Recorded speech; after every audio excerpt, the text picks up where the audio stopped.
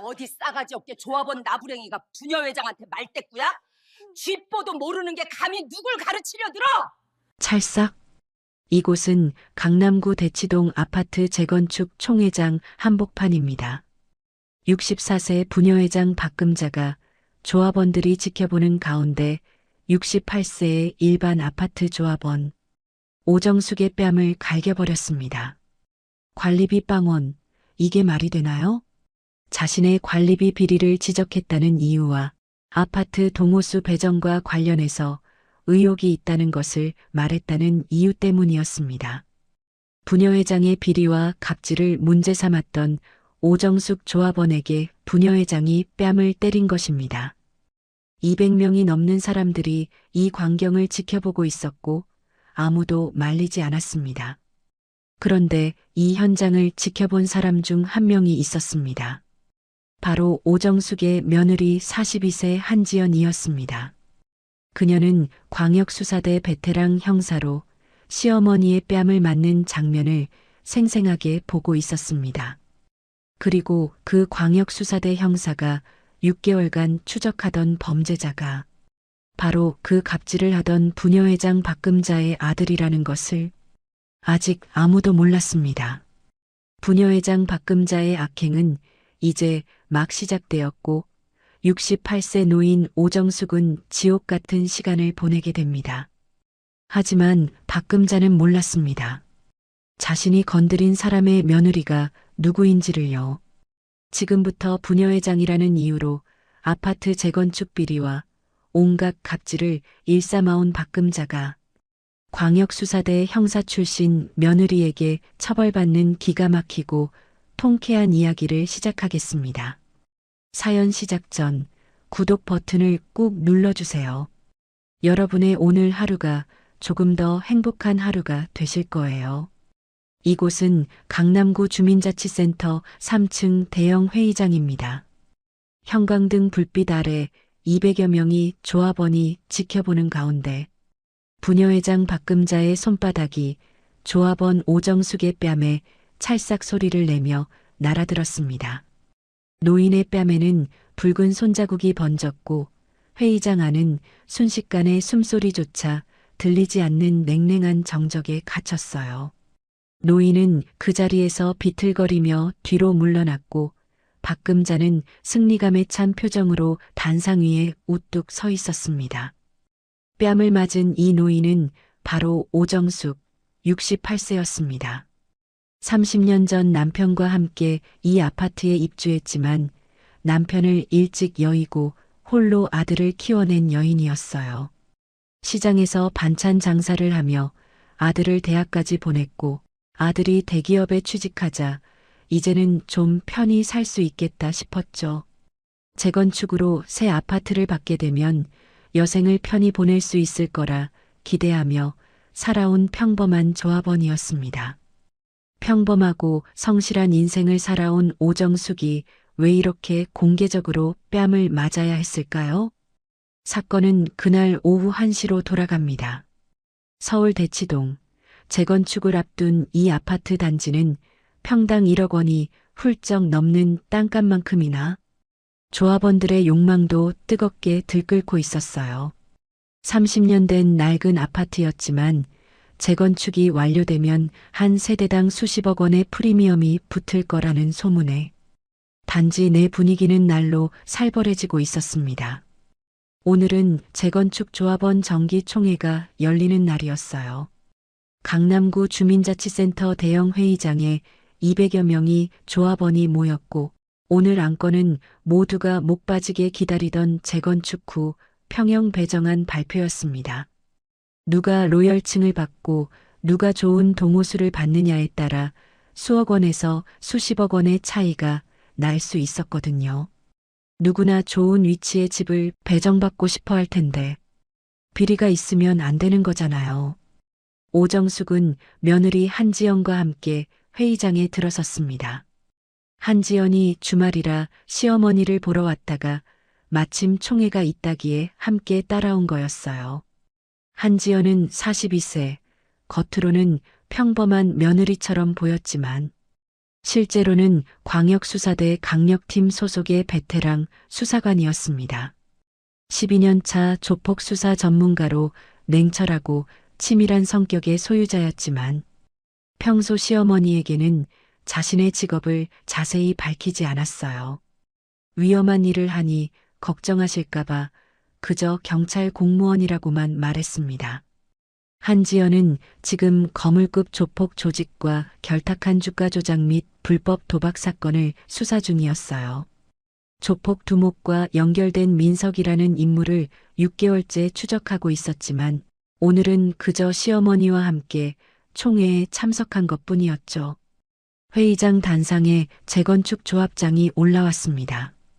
60대 중반의 조합장은 마이크 앞에 서서 서류를 펼쳤어요. 여러분, 오늘은 재건축 후 평형 배정안을 발표하겠습니다. 조합원들의 눈빛이 일제히 단상으로 쏠렸습니다. 회의장 안에 긴장감이 팽팽하게 올라갔어요. 조합장이 발표를 시작했습니다. 먼저 307동 최상층 로열층은 601호 박금자님, 503호 김영자님, 407호 이순희님. 박금자의 이름이 가장 먼저 호명됐어요. 박금자는 단상 아래 귀빈석에 앉아 만족스러운 미소를 지었습니다. 64세의 박금자는 이 아파트 부녀회장이자 재건축 추진위원회의 실세였거든요. 그런 사람이 제일 좋은 로얄층의 로얄 호실을 받았다는 것이 우연은 아니라는 것을 현장에 있던 조합원들은 모두 알고 있었을 거예요. 발표가 계속됐지만 이상한 점이 있었습니다. 로열층과 좋은 동호수는 모두 박금자의 측근들에게 배정됐고 일반 조합원들은 중저층과 구석 동호수로 밀려났어요. 회의장 여기저기서 웅성거림이 일기 시작했습니다. 조합장은 계속 명단을 읽어내려갔어요. 308동 802호 오정숙님은 305동 3층 32평형으로 배정됩니다. 오정숙의 얼굴이 굳었습니다. 자신은 원래 로얄층에 살았는데 오히려 낮은 층으로 배정이 되고 일조건도 나쁜 위치였어요. 주변 조합원들도 비슷한 반응이었습니다. 저희는 왜 다 아래층이에요? 박금주 회장과 친한 분들만 좋은데 배정받으시는 거 아닌가요? 오정숙은 용기를 내어 손을 들었어요. 평생 조용히 살아온 오정숙이었지만 이건 너무 불공정했습니다. 조합장님, 질문 있습니다. 오정숙이 일어서자 회의장의 시선이 그쪽으로 쏠렸어요. 조합장이 인상을 찌푸리며 말했습니다. 네, 말씀하세요. 오정숙은 떨리는 목소리로 말을 이었습니다. 로얄층 배정 기준이 뭔가요? 왜 부녀회 임원들만 로열층을 받으시는 건지. 이건 불공정한 것 같습니다. 회의장이 순식간에 술렁이기 시작했어요. 다른 조합원들도 고개를 끄덕이며 맞아요. 기준이 뭐예요? 라고 외쳤습니다. 그 순간 박금자가 벌떡 일어났습니다. 빳빳하게 풀먹인 실크 원피스를 입고 명품 구두를 신은 박금자는 단상으로 성큼성큼 올라갔어요. 오정숙 씨, 지금 뭐라고 했어? 박금자의 목소리는 차갑게 가라앉아 있었습니다. 오정숙은 주춤했지만 다시 용기를 냈어요. 불공정하다는 말씀입니다. 우리도 똑같은 조합원인데 왜 이렇게 차별을. 박금자는 오정숙에게 다가가며 비웃었습니다. 차별? 당신이 우리 재건축 추진하는 동안 뭘 했는데? 우리는 밤낮으로 뛰어다니며 일했어. 당신은 그동안 뭐 했어? 오정숙은 말문이 막혔습니다. 박금자는 계속 공격했어요. 부녀회비도 제대로 안 내고 조합회의에도 안 나오다가 이제 와서 불공정하다고? 웃기지 마. 사실이 아니었습니다. 오정숙은 부녀회비도 빠짐없이 냈고 조합회의도 참석했었어요. 하지만 박금자의 서슬퍼른 기세에 눌려 반박하지 못했습니다. 박금자는 오정숙 바로 앞까지 다가왔어요. 그리고 바로 그 순간 네가 지금 나한테 뭐라는 거야? 라는 말과 함께 박금자의 손바닥이 오정숙의 뺨에 찰싹 소리를 내며 날아들었습니다. 형광등 불빛 아래서 선명하게 드러난 오정숙의 뺨에는 붉은 손자국이 번져갔고 회의장 안은 더욱 깊은 정적 속에 갇혔어요. 뒤편에서 이 광경을 지켜보던 한지연은 벌떡 일어서려다 주먹을 꽉 쥐며 멈췄습니다. 손톱이 손바닥 살을 파고드는 고통이 느껴졌지만 한지연은 그 통증을 견디며 폭발하려는 분노를 심연 깊숙이 눌러 담았어요. 광역수사대 강력팀 형사인 자신의 신분이 이 자리에서 노출되면 안 됐습니다. 지금 수사 중인 민석이라는 범죄자가 혹시라도 이 아파트와 연관이 있을지 모른다는 생각도 스쳤거든요. 더구나 형사 신분이 알려지면 시어머니가 더 위험해질 수도 있었습니다. 주변의 이웃들은 박금자의 서슬퍼른 권력에 줄을 서느라 오정숙을 외면한 채 속삭이기 시작했습니다. 부녀회장님 화나게 한 정숙 씨가 잘못했네. 괜히 나서서. 그 날카로운 말들은 오정숙의 가슴에 대못을 박았어요. 평생 이웃과 정을 나누며 살아온 오정숙에게 인행되는 뺨을 맞은 것보다 더 아팠습니다. 박금자는 오정숙의 멱살을 잡고 흔들었어요. 어디서 조합원 나부랭이 주제에 부녀회장한테 대들어? 다시는 입 뻥긋하지 마. 박금자의 손에 잡힌 오정숙의 옷깃이 비틀리며 목을 조였고 오정숙은 숨이 막혀 헛기침을 토해냈습니다. 박금자는 오정숙을 회의장 문 쪽으로 거칠게 밀쳐냈어요. 오정숙의 몸이 비틀거리며 뒤로 물러났고 결국 회의장 밖 복도로 나가떨어졌습니다. 그 순간 박금자의 휴대폰이 울렸어요. 박금자는 전화를 받으며 목소리를 누그러뜨렸습니다. 민서가 엄마야. 총회 중이니까 나중에 전화해. 이때 이 상황을 지켜보던 오정숙의 며느리이자 광역수사대 형사 한지연의 귀가 번쩍 뜨였습니다. 민석이라고? 그녀는 현재 자신이 지금 수사 중인 범죄자인 박민석과 같은 이름이었어요. 한지연은 재빨리 스마트폰을 꺼내 박금자의 얼굴을 몰래 촬영했습니다. 박금자, 부녀회장, 아들 민석이 혹시 같은 인물일까? 한지연은 복도로 나가 시어머니를 부축했습니다. 오정숙은 피멍든 뺨을 감추려 했지만 한지연은 시어머니의 손을 꼭 잡으며 괜찮으시냐고 물었어요. 오정숙은 고개를 저었습니다. 지연아, 내 시아버님 회사 전무님이 박금자 남편이라서 아들한테 피해갈까봐 참아야 해. 한지연은 그 말에 온몸이 얼어붙는 걸 느꼈어요. 남편의 직장 상사가 박금자의 남편?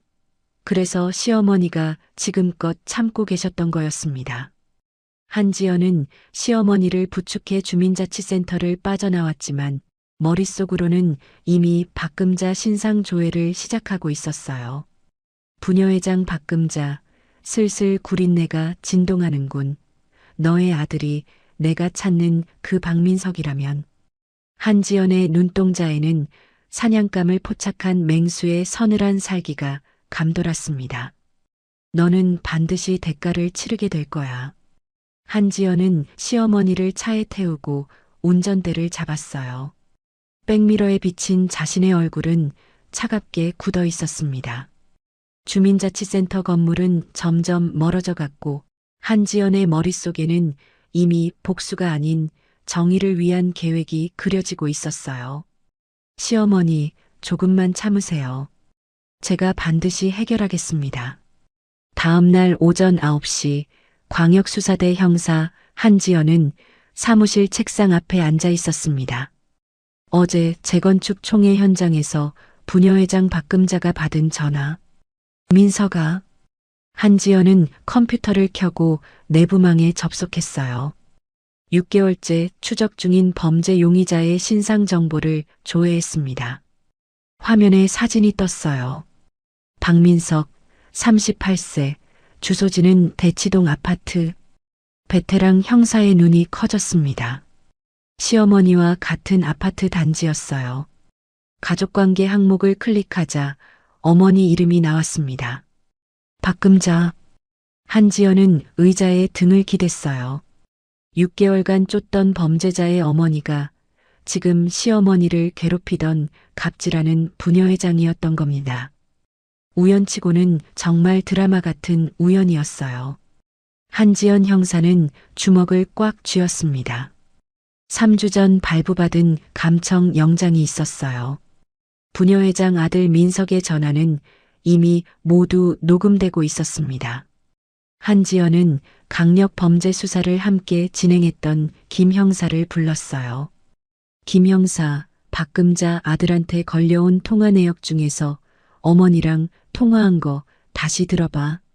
특히 최근 2주치. 후배 형사는 고개를 끄덕이고 자리로 돌아갔습니다. 한지연은 창밖을 바라보며 생각했어요.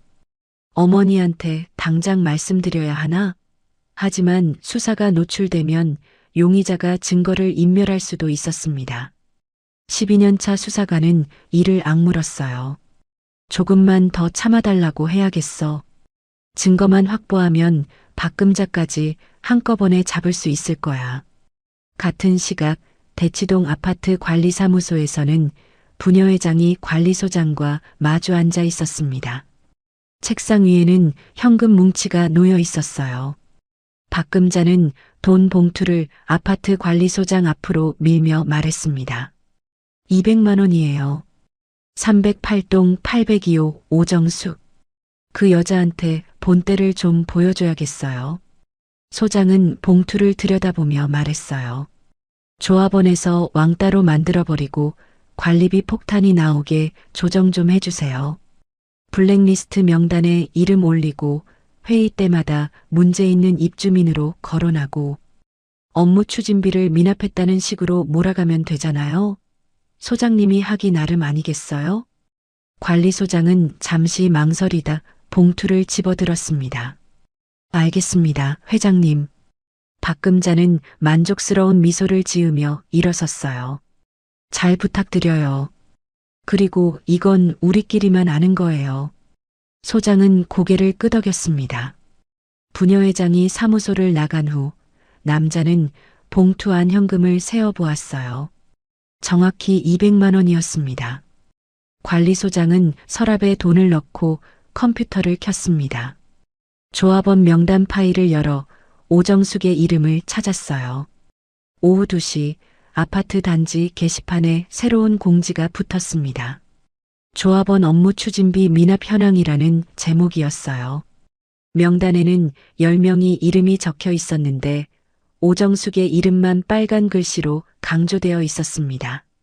지나가던 주민 한 명이 게시판을 보고 고개를 갸우뚱했어요. 오정숙 씨가 조합원 업무 추진비를 안 냈다고? 30년을 여기 사셨는데. 하지만 빨간 글씨는 명확했습니다. 주민은 고개를 저으며 지나갔어요. 저녁 6시 한지연의 시어머니 오정숙은 경로당 앞을 지나가고 있었습니다. 평소라면 들어가서 차라도 한 잔 마셨을 텐데 오늘은 발걸음이 떨어지지 않았어요. 어제 총회에서 부녀회장한테 뺨을 맞은 일이 계속 떠올랐습니다. 68세 노인은 경로당 문 앞에서 멈춰 섰어요. 안에서 웃음소리가 들렸습니다. 오정숙은 용기를 내어 문을 열었어요. 경로당 안에 있던 회원 5명이 일제히 고개를 돌렸습니다. 정숙 씨. 한 회원이 어색하게 웃으며 인사했어요. 오정숙은 자리에 앉으려 했습니다. 하지만 옆에 앉아있던 회원이 가방으로 자리를 막았어요. 여기 자리 없어요. 다른 데 앉으세요. 시어머니는 당황해서 다른 자리로 향했습니다. 그런데 그곳에 앉아있던 회원도 일어나며 말했어요. 전화 가려던 참이었어요. 경로당 분위기가 싸늘하게 식었습니다. 오정숙은 서 있는 게 견딜 수 없어 밖으로 나왔어요. 문을 닫자마자 안에서 수군거리는 소리가 들렸습니다. 조합원 업무 추진비도 안 내면서 경로당은 왜 나오는 거야? 라며 수군거리는 거였습니다. 그날 밤 8시 오정숙의 며느리 한지연의 남편은 회사에서 돌아왔습니다. 얼굴이 어두웠어요. 오정숙의 아들은 거실 소파에 앉아 넥타이를 풀며 한숨을 쉬었습니다. 한지연이 물었어요. 무슨 일 있어요? 남편은 고개를 들어 아내를 봤습니다. 오늘 인사팀에서 연락 왔어. 대기 발령이래. 남편의 목소리는 떨리고 있었어요. 한지연은 눈썹을 찌푸렸습니다. 대기 발령? 왜요? 남편은 한숨을 쉬었어요. 박 전무님 비서가 귀띔해줬어. 우리 어머니가 부녀회장이랑 문제 일으켰다고. 회사에서 눈치를 주는 거야. 한지연은 주먹을 쥐었습니다. 박 전무, 부녀회장 박금자의 남편이었어요. 며느리는 남편의 손을 잡았습니다. 당신 잘못이 아니에요. 남편은 고개를 저었어요. 하지만 어머니가 부녀회장한테 사과라도 하시면. 한지연이 말을 끊었습니다. 어머니는 잘못이 없어요. 남편은 아내를 바라봤어요. 하지만 내 직장이 걸린 문제야. 어머니한테 한 번만 부탁해봐. 한지연은 고개를 저으며 자리에서 일어났습니다. 그건 안 돼요. 절대 안 돼요. 다음 날 오후 2시 부녀회 정기 모임이 열렸습니다. 회의실에는 부녀회 임원 10명이 모여 있었어요. 부녀회장 박금자가 회의를 주재하고 있었습니다. 그때 문이 열리며 한지연의 시어머니가 들어왔어요. 평소처럼 자리에 앉으려고 했지만 박금자가 손을 들어 막았어요. 오정숙 씨, 잠깐만요. 68세의 오정숙 조합원은 멈춰섰습니다. 회장님, 부녀회장은 차가운 눈빛으로 노인을 바라봤어요. 오늘 회의실 청소 안 됐던데 정숙 씨가 좀 해주시죠. 오정숙은 믿을 수 없다는 표정을 지었습니다. 청소요? 저는 청소 당번이. 박금자가 말을 끊었어요. 조합원비도 제대로 안 내시면서 회의는 참석하시려고요? 청소라도 하셔야 회의 들어올 자격이 있는 거 아니에요? 다른 임원들은 고개를 숙이고 아무 말도 하지 않았습니다. 시어머니는 떨리는 손으로 청소 도구함을 열었어요. 걸레를 꺼내 바닥을 닦기 시작했습니다. 혹시라도 아들에게 문제가 생길까봐 두려워 부녀회장이 시키는 대로 하는 거였어요. 부녀회장은 만족스러운 미소를 지으며 회의를 계속 진행했어요. 오정숙은 무릎을 꿇고 바닥을 닦으며 눈물을 삼켰습니다. 같은 시각 광역수사대 사무실에서는 김 형사가 한지연을 불렀습니다. 선배, 이것 좀 보세요. 후배는 헤드폰을 건네주었어요. 한지연은 헤드폰을 끼고 재생 버튼을 눌렀습니다. 스피커에서 박금자의 목소리가 흘러나왔어요. 민서가, 엄마가 너 좀 도와줄 게 있어. 재건축 조합원 명단 있잖아. 3,000명 정도 되는데. 부녀회장 아들 박민석의 목소리가 이어졌습니다. 명단이요? 그거 가지고 뭐 하시게요? 박금자가 웃으며 대답했어요. 엄마가 아는 사람이 그런 정보 필요하다는데. 돈도 좀 주고. 한지연은 헤드폰을 벗었습니다. 언제 통화해요? 김 형사가 대답했어요. 일주일 전이요. 그 다음날 박금자 씨 통장으로 2억이 입금됐어요. 출처는 추적 중인데. 베테랑 형사는 눈을 가늘게 떴습니다. 개인정보 불법 판매. 그러니까 박금자가 조합원 3,000명 개인정보를 보이스피싱 조직원들에게 팔아넘긴 거예요. 김 형사가 고개를 끄덕였어요. 아들 박민석이 중간에서 거래를 주선한 것 같아요. 수수료로 5천만 원 받았더라고요. 한지연은 파일을 검토하며 말했습니다. 증거 더 확보하고 구매자 신원도 파악해. 이건 생각보다 훨씬 큰 사건이야. 저녁 7시 오정숙은 집으로 돌아왔습니다. 현관문을 열고 들어서자 텅 빈 거실이 보였어요. 시어머니는 소파에 주저앉았습니다. 온몸이 무거웠어요. 오늘 부녀의 모임에서 바닥을 닦으며 느낀 굴욕감이 아직도 생생했습니다. 노인은 거실 창문으로 아파트 단지를 바라봤어요. 저 아래 어딘가에 박금자가 살고 있었습니다. 30년을 평화롭게 살았던 이 아파트가 이제는 지옥처럼 느껴졌어요. 오정숙은 부엌으로 가서 찬장을 열었습니다. 수면제 약통이 보였어요. 68세 노인은 약통을 꺼내 들었습니다. 이렇게 사느니 차라리. 하지만 며느리 한지연의 얼굴이 떠올랐어요. 시어머니는 약통을 다시 찬장에 넣었습니다. 아직은 아니야. 조금만 더 버텨보자. 하지만 오정숙의 눈빛에서는 생명의 빛이 조금씩 꺼져가고 있었습니다. 밤 10시 한지연은 시어머니 집 앞에 섰습니다. 초인종을 눌렀어요. 오정숙이 문을 열었습니다. 지연아, 이 시간에 웬일이니? 며느리는 시어머니의 얼굴을 보았어요. 눈이 퉁퉁 부어 있었습니다. 어머니, 괜찮으세요? 노인은 고개를 끄덕이며 억지 웃음을 지었습니다. 괜찮아. 그냥 눈이 좀 피곤해서. 한지연은 시어머니를 안아주고 싶었습니다. 하지만 아직은 안 됐어요. 비밀스럽게 진행하던 수사가 노출되면 안 됐습니다. 베테랑 형사는 시어머니의 손을 잡았어요. 어머니, 조금만 더 참으세요. 제가 뭔가 방법을 찾아볼게요. 오정숙은 며느리의 손을 꽉 잡았습니다. 고마워, 지연아. 네가 있어서 나는 힘이 나는구나. 한지연은 시어머니를 바라보며 속으로 다짐했어요. 박금자, 너는 곧 대가를 치르게 될 거야. 시어머니한테 한 모든 것을 내가 반드시 갚아줄 거야. 12년 차 수사관의 눈빛이 차갑게 빛났습니다. 일주일 후 오후 2시 오정숙은 집안에서 핸드폰 손전등을 켜고 있었습니다. 수도꼭지를 틀어도 물 한 방울 나오지 않았고 전기 스위치를 올려도 불이 들어오지 않았어요.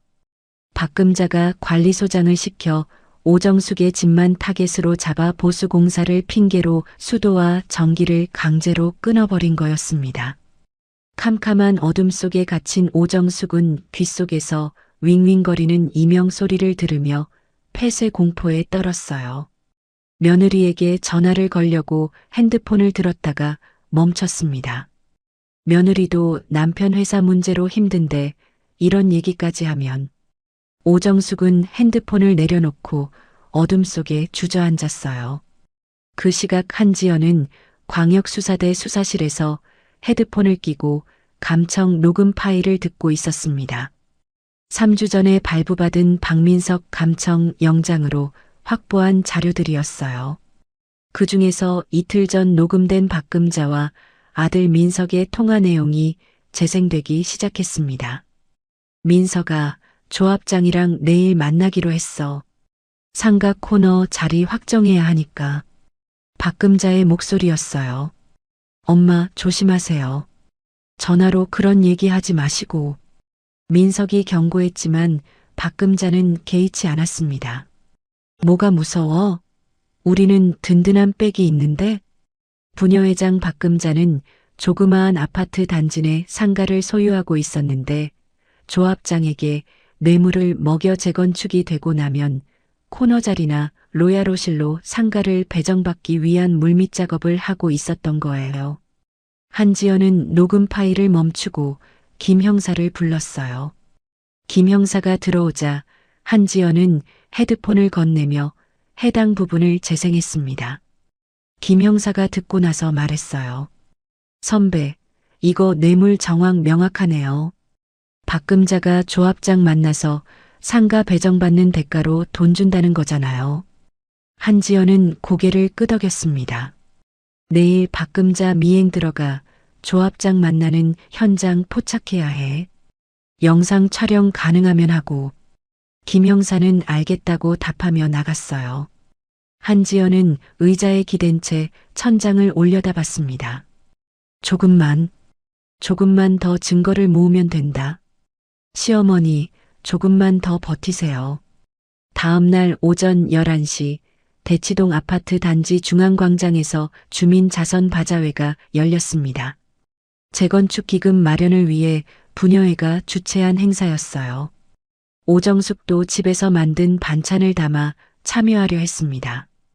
어둠 속에서 하루를 보낸 오정숙은 새벽에 겨우 물과 전기가 다시 들어온 뒤 서둘러 김치와 나물을 준비했어요. 플라스틱 반찬통에 정성껏 담아 광장으로 나갔습니다. 하지만 테이블에 반찬을 놓으려는 순간 박금자가 다가왔어요.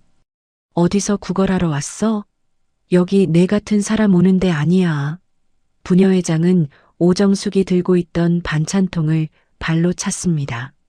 반찬통이 바닥에 떨어져 뚜껑이 열렸고 김치와 나물이 아스팔트 도로 한복판에 쏟아졌어요.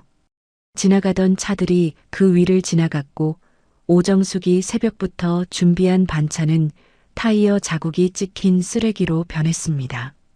주변 주민들은 고개를 돌렸고 박금자는 만족스러운 미소를 지으며 자신의 붓으로 돌아갔어요. 오정숙은 무릎을 꿇고 흩어진 반찬을 주우려다 포기했습니다. 손이 떨려 아무것도 할 수 없었어요. 오정숙은 비틀거리며 집으로 돌아왔고 현관문 앞에서 멈춰 섰습니다. 현관문에는 붉은 페인트로 무단 점유자 퇴거 요망이라는 글씨가 흉물스럽게 새겨져 있었어요. 박금자가 보낸 용역들이 쓴 글씨였습니다.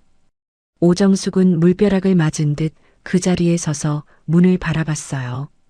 다리에 힘이 풀렸고 오정숙은 현관문 앞에 주저앉았습니다. 귓속에서는 이명 소리가 더 크게 울렸고 오정숙의 정신은 붕괴 직전까지 내몰렸어요. 나는 무슨 잘못을 한 걸까?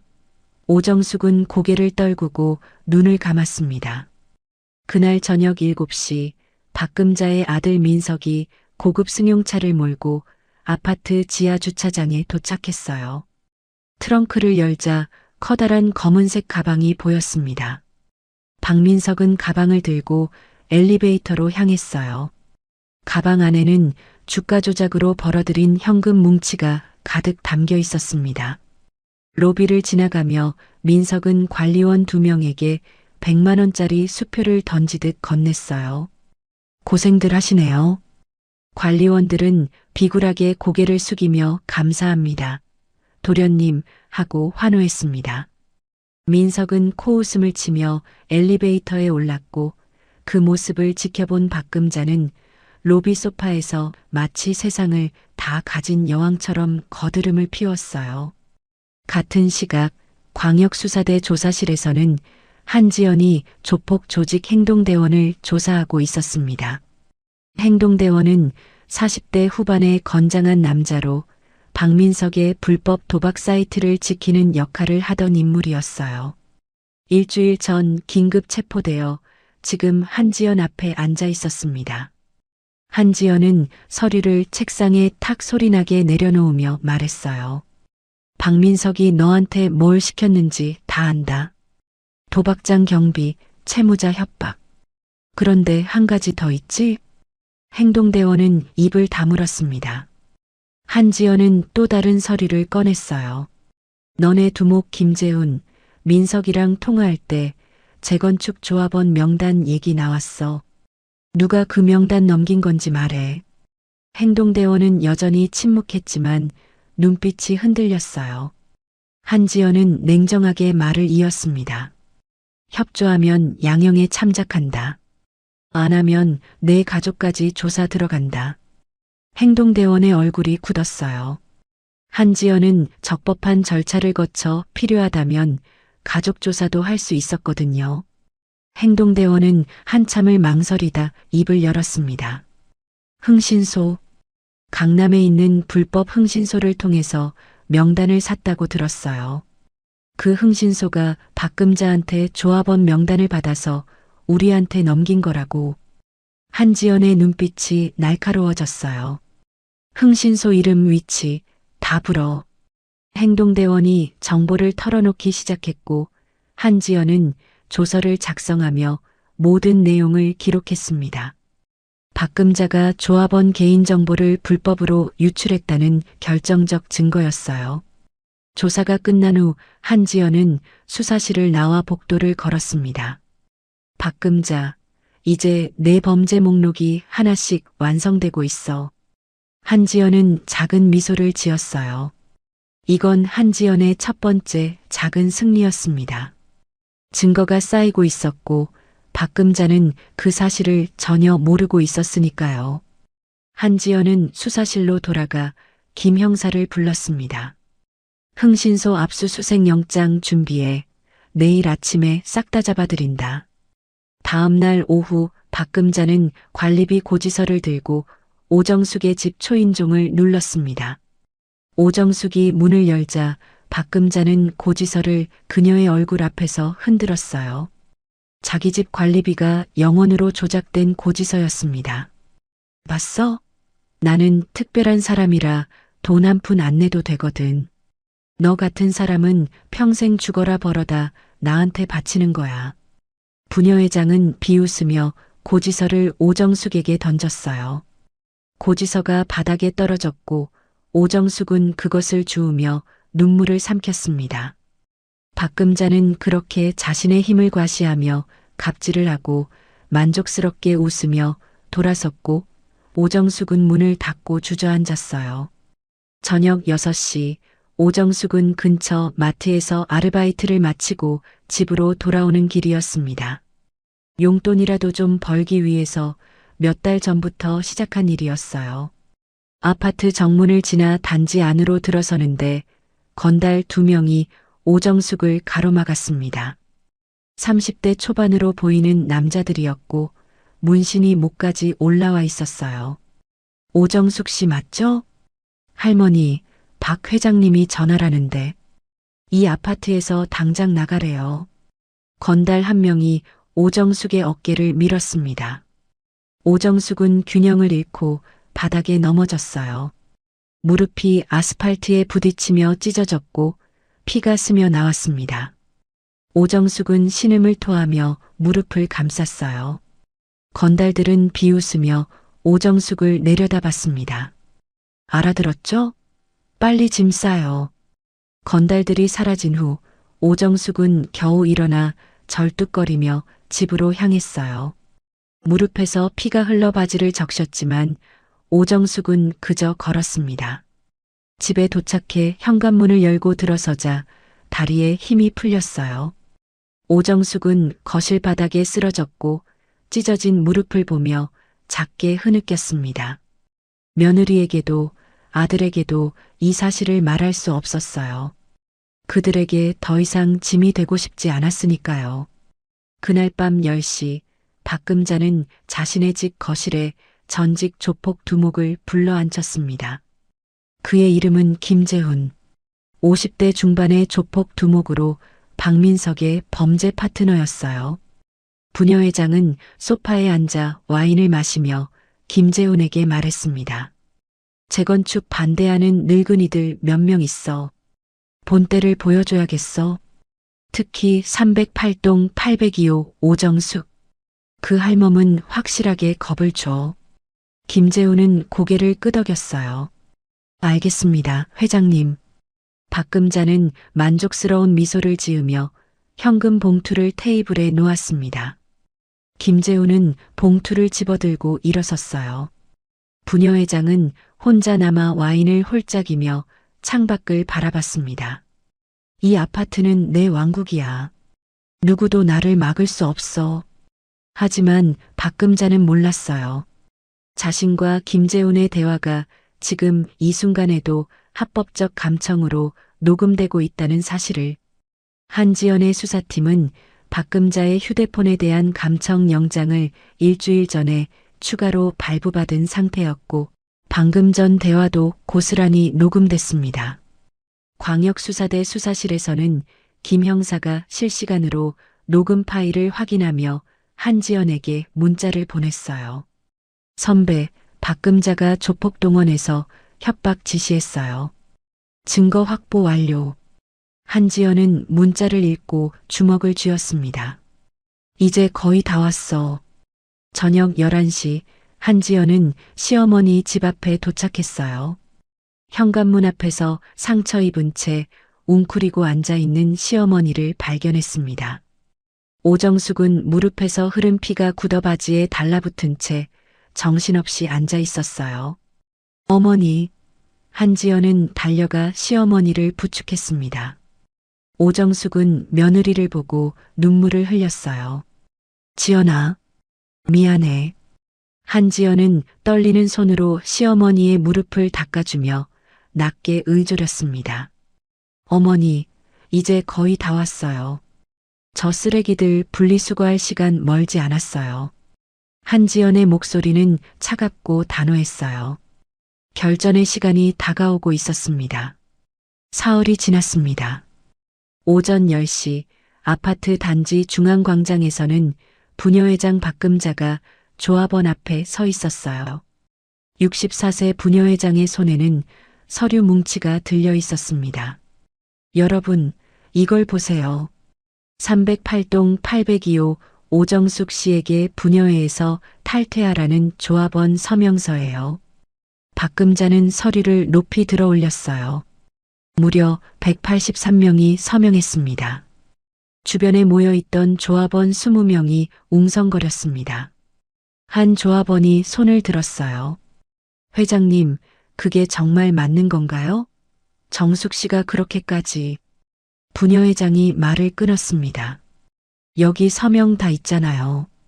조합원들이 직접 원하는 거예요. 사실 박금자는 혼자서 서명을 위조했어요. 관리소장에게 조합원 명단을 받아 무작위로 이름을 적어 넣은 겁니다. 하지만 광장에 모인 주민들은 그걸 몰랐어요. 부녀회장은 만족스러운 미소를 지으며 서류를 관리소장에게 건넸습니다. 소장님, 이거 오정숙 씨 우편함에 넣어주세요. 부녀의 탈퇴 요청서였어요. 관리소장은 서류를 받아들고 고개를 끄덕였습니다. 같은 시각 광역수사대 사무실에서는 형사 한지연이 부녀회장 아들의 변호사를 조사하고 있었습니다. 책상 위에는 대포통장 50개가 놓여 있었어요. 한지연 수사관은 변호사를 날카롭게 바라보며 물었습니다. 이 계좌들로 800억 원이 거래됐어요. 주가 조작 맞죠? 30대 변호사는 땀을 흘리며 고개를 저었어요. 저는 법률 자문만 했을 뿐입니다.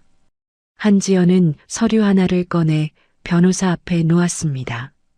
여기 당신 명의 계좌도 있네요. 수수료 5억 받았죠? 변호사는 입술을 깨물었습니다. 오후 3시 시어머니 오정숙은 경로당 앞을 지나가고 있었습니다. 평소처럼 들어갈까 망설이다가 용기를 냈어요. 68세 노인은 문을 열고 들어갔습니다. 경로당 안에는 회원 7명이 앉아 있었어요. 오정숙은 가방에서 직접 만든 반찬통을 꺼냈습니다. 여러분, 오늘 제가 김치전 만들어 왔어요. 같이. 하지만 말을 끝내기도 전에 한 회원이 고개를 돌렸어요. 우리 배불러요. 다른 회원들도 시선을 피했습니다. 시어머니는 반찬통을 테이블에 놓으려 했어요. 바로 그때 경로당 문이 열리며 부녀회장이 들어왔습니다. 박금자는 테이블 위 반찬통을 보더니 집어들었어요. 이게 뭐예요? 오정숙이 떨리는 목소리로 대답했습니다. 김치전인데 회원들이랑 나눠 먹으려고. 64세 부녀회장은 비웃으며 말했습니다. 조합원 업무 추진비도 안 내는 사람이 만든 음식을 누가 먹어요? 그리고 부녀회에서 탈퇴시킬 테니까 다시는 여기에 오지 마세요.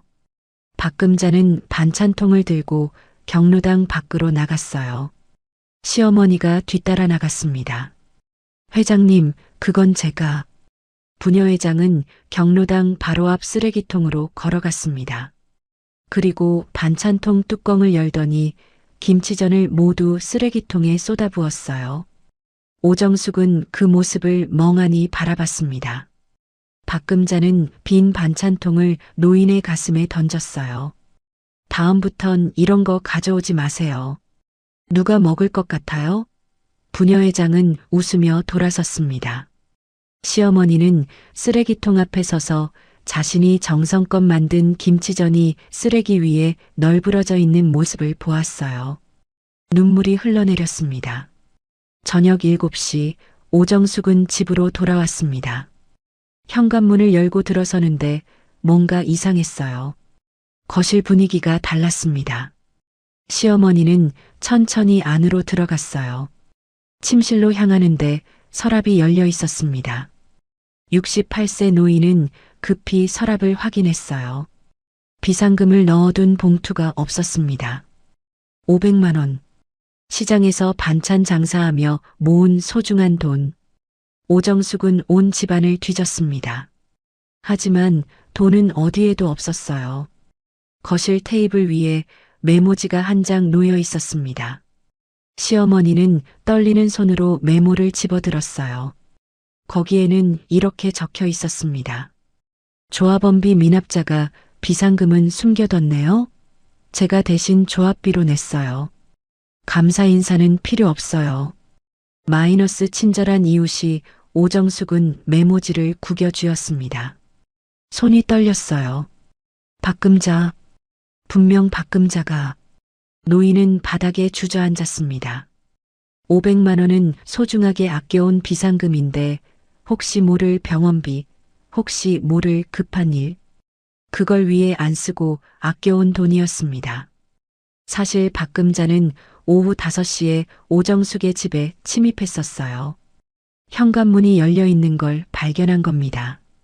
오정숙이 쓰레기를 버리러 잠깐 나간 사이였어요. 부녀회장은 재빨리 집 안으로 들어가 침실 서랍을 뒤졌습니다. 봉투를 발견하자 박금자는 미소를 지었어요. 500만 원을 가방에 넣고 메모를 남긴 뒤 조용히 빠져나왔습니다. 누구도 보지 못했어요. 낡고 오래된 아파트라서 도어락 시스템이 없었기 때문에 가능한 일이었습니다. 밤 8시 관리소장은 오정숙의 현관문에 빨간 스티커를 붙였습니다. 관리비 미납 경고 72시간 이내 납부하지 않을 시 단전 단수함이라고 크게 적혀 있었어요. 소장은 주변을 둘러보고 계단으로 내려갔습니다. 복도에는 아무도 없었어요. 빨간 스티커는 형광등 불빛 아래서 불길하게 빛났습니다. 정상적으로 관리비를 냈던 오정숙의 집만 미납으로 처리하려던 것이었습니다. 밤 8시 30분 오정숙은 거실 소파에 앉아 있었습니다. 텔레비전은 켜져 있었지만 아무것도 보이지 않았어요. 시어머니는 부엌으로 걸어갔습니다. 찬장을 열고 약통을 꺼냈어요. 수면제였습니다. 의사가 처방해준 약이었는데 한 번에 2알만 먹으라고 했었죠. 68세 노인은 약통을 흔들었습니다. 20알 정도 남아 있었어요. 오정숙은 약통을 들고 거실로 돌아왔습니다. 소파에 앉아 약통을 바라봤어요. 이렇게 살 바에야 차라리. 시어머니는 약통 뚜껑을 열었습니다. 흰색 알약들이 보였어요. 노인은 손을 뻗어 약 하나를 꺼냈습니다. 그리고 2알, 3알. 손바닥 위에 약이 쌓여갔습니다. 오정숙은 부엌으로 가서 물잔을 가져왔어요. 다시 소파에 앉아 물잔을 테이블 위에 놓았습니다. 왼손에는 약, 오른손에는 물잔. 노인은 천장을 올려다봤습니다. 30년. 30년을 이 아파트에서 살았어요.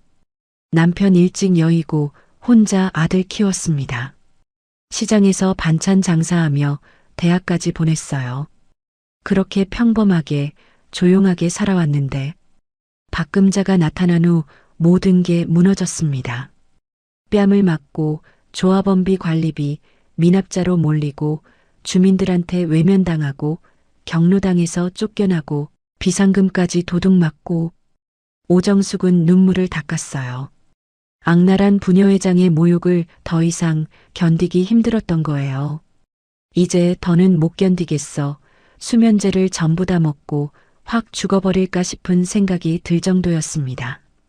그런데 바로 그 순간 휴대폰이 울렸어요. 며느리 한지연이었습니다. 오정숙은 휴대폰을 바라봤어요. 받을까 말까? 전화벨이 계속 울렸습니다. 노인은 전화를 받지 않았어요. 며느리 한지연한테 집만 되고 싶지 않았습니다. 전화가 끊어졌어요. 거실은 다시 정적에 잠겼습니다. 같은 시각 광역수사대 사무실에서 형사 한지연은 휴대폰을 내려다보고 있었습니다. 어머니가 전화를 받지 않았어요. 12년차 수사관은 불안감을 느꼈습니다. 평소 시어머니는 항상 전화를 받았거든요. 한지연은 휴대폰 앱을 켰어요. 시어머니와 함께 설치한 위치 공유 앱이었습니다. 서로 안전을 확인하기 위해 만든 거였어요. 화면에 시어머니의 위치가 표시됐습니다. 집이었어요. 하지만 이상한 점이 있었습니다. 베테랑 형사는 눈을 가늘게 떴어요. 위치 기록을 보니 시어머니가 2시간째 같은 자리에 있었습니다. 전혀 움직임이 없었어요. 거실 소파 위치. 한지연은 심장이 철렁 내려앉는 걸 느꼈습니다. 어머니, 설마. 며느리는 가방을 집어들고 사무실을 뛰쳐나갔어요. 김 형사가 놀라 물었습니다. 선배, 어디 가세요? 한지연은 대답하지 않고 엘리베이터로 달렸습니다. 밤 8시 40분, 형사는 지하 주차장에서 차에 올랐습니다. 시동을 걸자마자 엑셀을 밟았어요. 타이어가 바닥을 긁으며 끼익 소리를 냈습니다. 한지연은 핸들을 꽉 쥐고 주차장을 빠져나갔어요. 강남대로로 진입하며 사이렌을 켰습니다. 우웅 소리가 밤거리에 울려 퍼졌어요. 앞차들이 길을 비켰습니다. 12년차 수사관은 신호를 무시하고 질주했어요. 대치동까지 15분. 아니, 10분 안에 도착해야 해. 차 안에서 한지연은 시어머니를 떠올렸습니다. 어제 본 어머니 얼굴. 눈이 퉁퉁 부어 있었어요. 그때 알아챘어야 했습니다. 어머니가 한계에 달했다는 걸. 베테랑 형사는 엑셀을 더 밟았어요. 속도계 바늘이 120을 가리켰습니다. 어머니, 제발, 제발 아무 일 없기를. 한지연의 눈가가 붉어졌습니다. 6개월간 민석을 잡기 위해 참으라고 했던 자신이 원망스러웠어요. 어머니를 지키지 못한 며느리가 한심했습니다. 밤 8시 45분 한지연의 차가 대치동 아파트 단지 지하 주차장에 급정거했습니다. 형사는 차 문을 열자마자 뛰기 시작했어요. 엘리베이터를 기다릴 시간이 없었습니다. 비상계단으로 달려 올라갔어요. 1층, 2층, 3층. 숨이 차올랐지만 12년차 수사관은 멈추지 않았습니다. 4층, 5층, 6층. 다리가 떨렸어요. 7층, 8층. 한지연은 복도에 도착했습니다. 802호까지 뛰었어요. 현관문에는 빨간 스티커가 붙어 있었습니다. 형사는 스티커를 보지도 않고 초인종을 눌렀어요. 응답이 없었습니다. 어머니, 한지연은 문을 두드렸습니다. 안에서는 아무 소리도 들리지 않았어요. 며느리는 주머니에서 여분 열쇠를 꺼냈습니다. 시어머니가 며느리를 위해 준비해둔 열쇠였어요. 한지연은 떨리는 손으로 열쇠를 자물쇠에 꽂았습니다. 문이 열렸어요. 거실은 어둠에 잠겨 있었습니다. 텔레비전만 켜진 채 희미한 빛을 내고 있었어요. 어머니, 형사는 거실로 들어갔습니다. 소파 옆 바닥에 시어머니가 주저앉아 있었어요. 손에는 약봉지가 들려 있었고 약 몇 알이 바닥에 떨어져 있었습니다. 한지연은 심장이 철렁 내려앉는 걸 느꼈어요. 어머니, 12년차 수사관은 달려가 오정숙의 손에서 약봉지를 빼앗았습니다. 시어머니는 멍한 표정으로 며느리를 올려다봤어요. 지연아. 노인의 목소리는 가늘게 떨리고 있었습니다. 지연아, 너무 힘들어서 수면제를 다 먹어버리려고 했어. 한지연은 시어머니를 꽉 껴안았어요. 손이 떨렸지만 형사는 평정을 유지하려 애썼습니다. 어머니, 약 드셨어요? 오정숙은 고개를 저었어요. 아직 먹으려다가. 며느리는 안도의 한숨을 내쉬었습니다. 바닥에 떨어진 약들을 주워 담으며 한지연은 시어머니의 손을 잡았어요. 어머니, 제 말 들어보세요. 12년 차 수사관의 목소리는 단호했지만 떨림이 섞여 있었습니다. 한지연은 오정숙을 소파에 앉혔습니다. 12년간 숨겨왔던 진실을 밝힐 시간이었어요. 어머니, 저는 그냥 경찰 공무원이 아니에요. 한지연은 가방에서 경찰 신분증을 꺼냈습니다. 광역수사대 강력팀 소속 형사 한지연입니다. 조폭 수사를 담당하고 있어요. 오정숙은 며느리를 멍하니 바라봤어요. 뭐라고? 한지연은 신분증을 시어머니 손에 쥐어주었습니다. 6개월 전부터 박금자 아들을 수사하고 있었어요.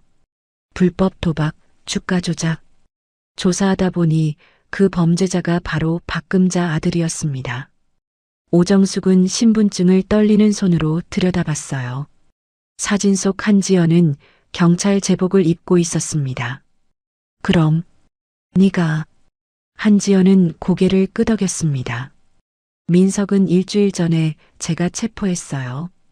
지금 구속 상태고요. 그리고 박금자.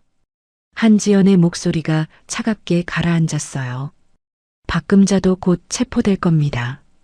재건축 뇌물, 조합원 개인정보 불법 판매, 어머니 괴롭힌 것까지 모든 증거 확보했어요.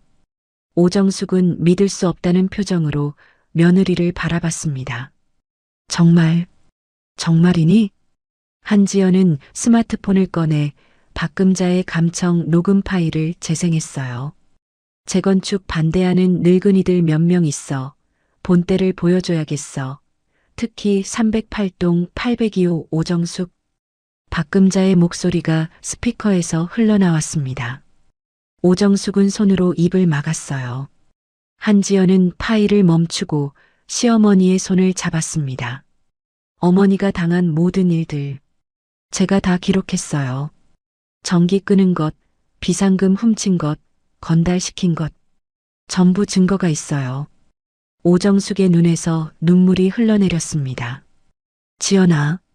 한지연은 시어머니를 다시 껴안았어요. 왜 진작 말 안 했어? 오정숙이 떨리는 목소리로 물었습니다. 한지연은 한숨을 내쉬었어요. 수사 중이라 제 신분 노출되면 안 됐어요. 박민석을 잡는 게 먼저였고 박금자까지 엮이면서 증거 확보하는데 시간이 필요했어요. 한지연은 시어머니의 뺨을 닦아주었습니다. 어머니, 미안해요. 좀 더 빨리 끝냈어야 했는데. 오정숙은 고개를 저었어요. 아니야. 네가 날 지켜주고 있었구나. 오정숙은 며느리의 손을 꽉 잡았습니다. 그동안 얼마나 힘들었니? 한지연은 오정숙을 부축해 일으켰습니다. 어머니, 병원 가셔야 해요. 정신적 충격이 크셨으니까. 오정숙은 괜찮다고 했지만 한지연은 고집을 꺾지 않았어요. 제가 모시고 갈게요. 한지연은 시어머니를 차에 태우고 근처 대학병원 응급실로 향했습니다. 차 안에서 오정숙이 물었어요. 박금자는 언제 잡히는 거니? 한지연은 핸들을 잡으며 대답했습니다. 내일 아침 구속영장 발부되면. 곧이에요, 어머니. 조금만 더 참으세요. 밤 10시 응급실에서 오정숙은 의사의 진찰을 받았습니다. 다행히 수면제를 먹지 않았기에 신체적으로는 이상이 없었어요. 하지만 의사는 극심한 스트레스와 불안 증세를 진단했고 하룻밤 입원을 권했습니다. 한지연은 시어머니를 병실에 모시고 침대 옆에 앉았어요. 오정숙은 링거를 맞으며 천장을 바라보고 있었습니다. 지연아, 정말로 박금자를 잡을 수 있는 거니? 한지연은 고개를 끄덕였어요. 확실해요.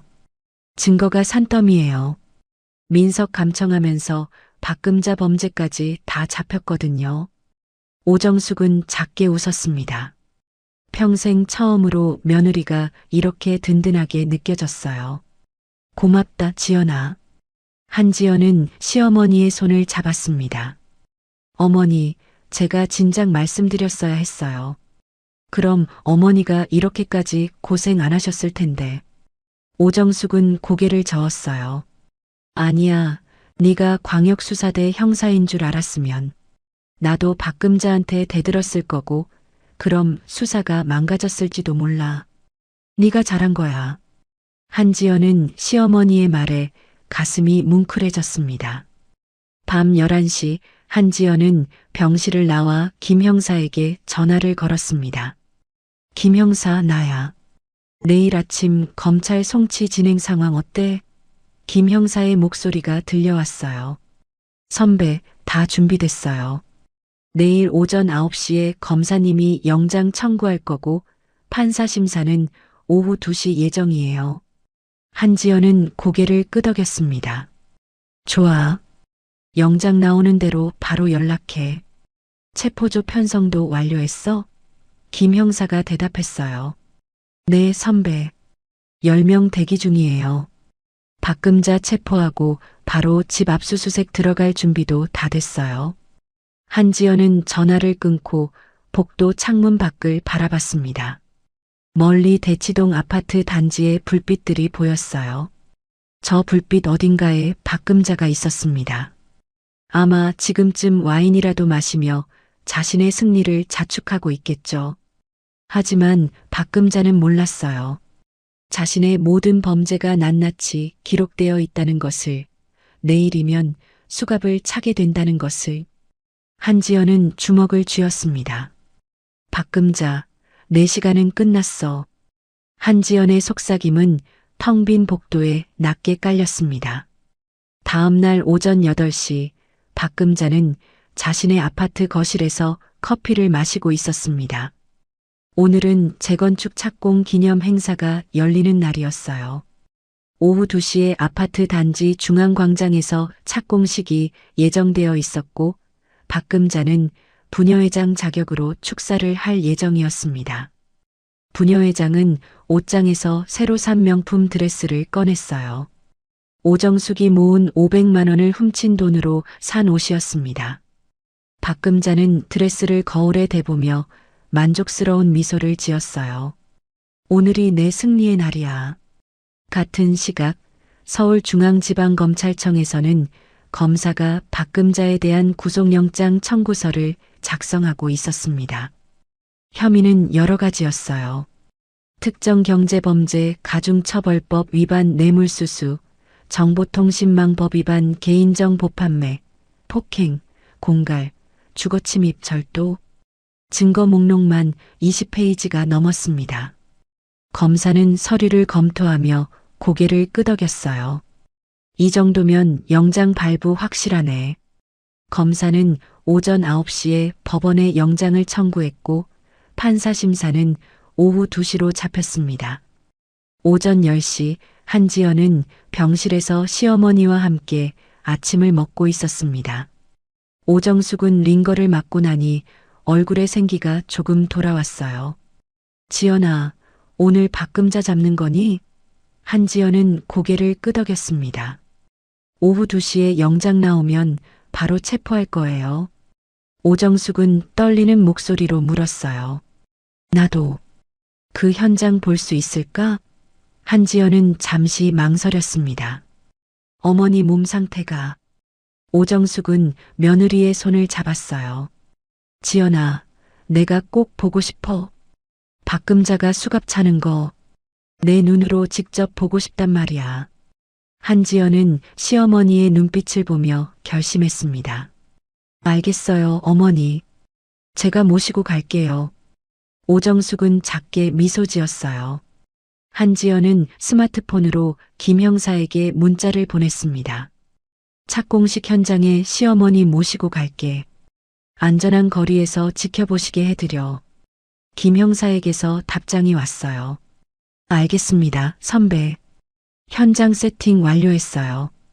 박금자는 착공식에 참석할 예정이고 조합장도 온다고 합니다. 2명 한꺼번에 체포 가능해요. 오후 1시 한지연은 오정숙을 퇴원시키고 함께 차에 올랐습니다. 대치동 아파트 단지로 향하는 길, 오정숙은 창밖을 바라보며 말했어요. 지연아, 나 이제 꿈꾸는 거 아니지? 정말로 박금자가 오늘 잡히는 거 맞지? 한지연은 운전대를 잡으며 단호하게 대답했습니다. 네, 어머니. 꿈이 아니에요. 오늘 오후 2시 박금자는 수갑을 차게 될 거예요. 그리고 어머니가 빼앗긴 모든 것 되찾으실 수 있어요. 오후 1시 30분 아파트 단지 중앙광장에는 착공 기념 행사 준비가 한창이었습니다. 단상이 설치되고 의자가 줄지어 놓였어요. 조합원 200여 명이 속속 모여들고 있었습니다. 박금자는 화려한 드레스를 입고 귀빈석에 앉아 있었어요. 옆에는 재건축 조합장이 양복을 차려입고 앉아 있었습니다. 두 사람은 서로 눈빛을 주고받으며 미소를 지었어요. 회장님, 오늘 축하드립니다. 조합장이 말했습니다. 박금자는 고개를 끄덕였어요. 조합장님도요. 우리 둘 다 승리자예요. 하지만 광장 주변에는 평범한 옷을 입은 경찰들이 배치되어 있었습니다.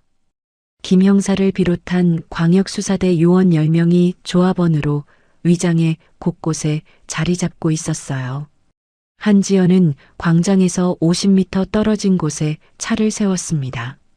시어머니와 함께 차 안에서 현장을 지켜볼 수 있는 위치였어요.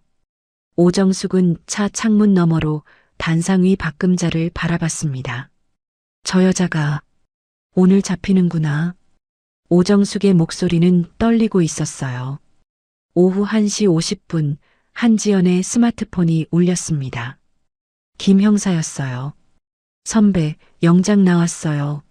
판사가 구속영장 발부했습니다. 지금 바로 집행 가능해요. 한지연은 심호흡을 했습니다. 좋아.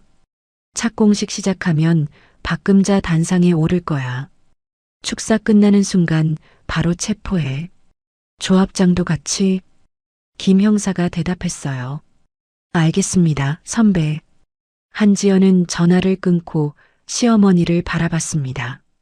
어머니, 이제 시작됩니다. 오정숙은 고개를 끄덕이며 단상을 응시했어요. 오후 2시 착공 기념 행사가 시작되었습니다. 사회자가 마이크를 잡고 인사말을 했어요. 재건축 조합장이 단상에 올라 경과 보고를 했습니다. 그리고 마지막으로 박금자가 부녀회장 자격으로 축사를 하기 위해 단상으로 걸어갔어요. 박금자는 마이크 앞에 서서 조합원들을 둘러봤습니다. 여러분, 오늘은 우리 아파트가 새로 태어나는 역사적인 날입니다. 박금자의 목소리는 자신감으로 가득 차 있었어요. 하지만 그 순간 박금자는 몰랐습니다. 자신의 인생이 무너지는 시간이 바로 지금부터라는 것을. 챕터 6. 다음 날 오전 8시 박금자는 자신의 아파트 거실에서 커피를 마시고 있었습니다. 오늘은 재건축 착공 기념 행사가 열리는 날이었어요. 오후 2시에 아파트 단지 중앙광장에서 착공식이 예정되어 있었고 박금자는 부녀회장 자격으로 축사를 할 예정이었습니다. 부녀회장은 옷장에서 새로 산 명품 드레스를 꺼냈어요. 오정숙이 모은 500만 원으로 산 옷이었습니다. 박금자는 드레스를 거울에 대보며 만족스러운 미소를 지었어요. 오늘이 내 승리의 날이야. 하지만 박금자는 몰랐습니다. 어제 저녁 서울중앙지방법원에서 자신에 대한 구속영장이 발부되었다는 사실을. 오전 10시 한지연은 병실에서 시어머니와 함께 아침을 먹고 있었습니다. 지연아, 오늘 박금자 잡는 거니? 오정숙이 물었어요. 한지연은 고개를 끄덕였습니다. 오후 2시 착공식 현장에서 체포할 거예요. 어제 저녁에 영장 나왔어요. 오정숙은 떨리는 목소리로 말했어요. 나도 그 현장 보고 싶어. 박금자가 수갑 차는 거 내 눈으로 직접 보고 싶단 말이야. 한지연은 시어머니의 눈빛을 보며 결심했습니다. 알겠어요, 어머니. 제가 모시고 갈게요. 하지만 안전한 거리에서 지켜보셔야 해요. 오후 1시 30분 아파트 단지 중앙광장에는 착공 기념 행사 준비가 한창이었습니다. 조합원 200여 명이 속속 모여들고 있었어요. 박금자는 화려한 드레스를 입고 귀빈석에 앉아 있었고 옆에는 재건축 조합장이 양복을 차려입고 앉아 있었습니다. 회장님, 오늘 축하드립니다. 조합장이 말했습니다. 박금자는 고개를 끄덕였어요. 조합장님도요. 우리 둘 다 승리자예요. 하지만 광장 주변에는 평범한 옷을 입은 경찰들이 배치되어 있었습니다. 김 형사를 비롯한 광역수사대 요원 10명이 조합원으로 위장에 곳곳에 자리 잡고 있었어요. 한지연은 광장에서 50m 떨어진 곳에 차를 세웠습니다. 시어머니와 함께 차 안에서 현장을 지켜볼 수 있는 위치였어요. 오정숙은 차 창문 너머로 단상 위 박금자를 바라봤습니다. 저 여자가 오늘 잡히는구나. 한지연은 시어머니의 손을 잡았습니다. 어머니, 이제 곧 시작됩니다. 오후 2시 착공 기념 행사가 시작되었습니다.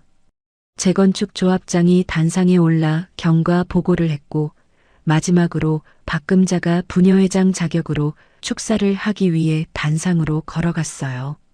박금자는 마이크 앞에 서서 조합원들을 둘러봤습니다. 여러분, 오늘은 우리 아파트가 새로 태어나는 역사적인 날입니다. 우리는 오늘 이 자리에서 새로운 미래를 약속합니다. 강남 최고의 아파트로 다시 태어날. 박금자의 목소리는 자신감으로 가득 차 있었어요.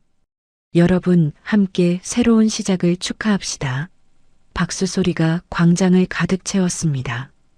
부녀회장이 단상에서 내려오려는 순간 김 형사가 단상으로 걸어 올라갔습니다. 다른 요원들도 일제히 움직이기 시작했어요. 박금자는 이상한 낌새를 느끼고 멈춰 섰습니다. 누구세요? 김 형사는 주머니에서 경찰 신분증을 꺼내 보여주었어요. 광역수사대 형사 김동현입니다. 박금자 씨 뇌물수수 및 개인정보 불법 판매 등의 혐의로 긴급 체포합니다. 박금자의 얼굴이 새하얗게 변했습니다. 뭐라고요? 김 형사는 수갑을 꺼내며 박금자에게 다가갔어요. 묵비권을 행사할 수 있으며 변호인의 조력을 받을 권리가 있습니다. 찰칵 소리와 함께 박금자의 손목에 수갑이 채워졌습니다.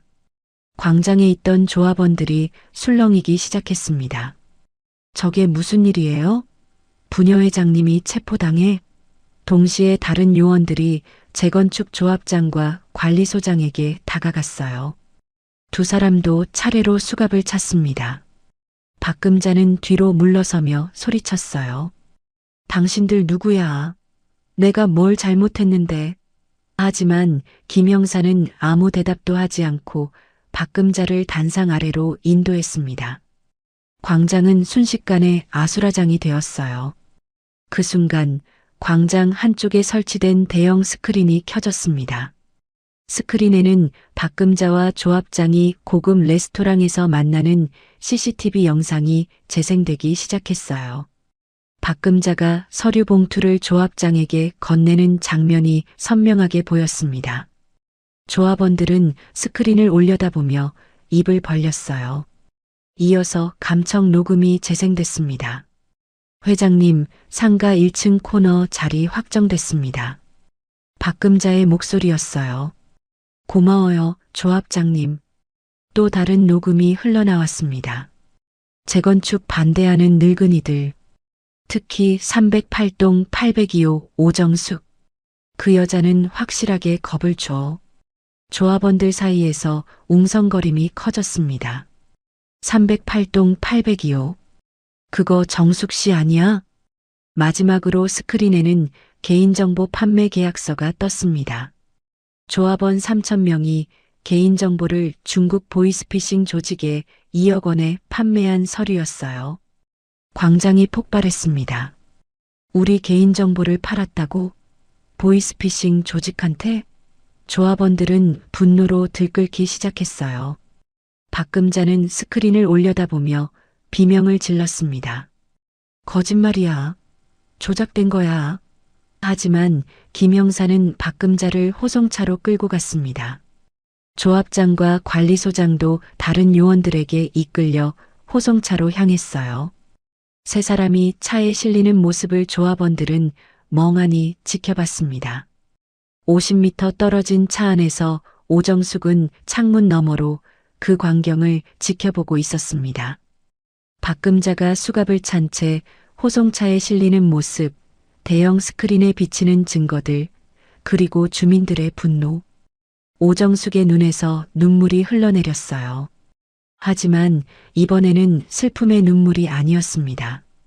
지연아, 정말로 박금자가 잡혔구나. 한지연은 시어머니의 손을 꽉 잡았습니다. 네, 어머니. 이제 끝났어요. 오정숙은 며느리를 꽉 껴안으며 흐느꼈어요. 12년간 냉철한 형사로 살아온 한지연도 이 순간만큼은 눈가가 뜨거워졌습니다. 김 형사가 한지연에게 전화를 걸어왔어요. 선배, 3명 호송 완료했어요. 한지연은 고개를 끄덕였습니다. 수고했어. 나는 시어머니 모시고 병원으로 갈게. 한지연은 오정숙을 모시고 광장을 조용히 빠져나왔어요. 차 안에서 오정숙이 물었습니다. 지연아, 박금자는 어떻게 되는 거니? 한지연은 운전대를 잡으며 대답했습니다. 구속 기소될 거예요.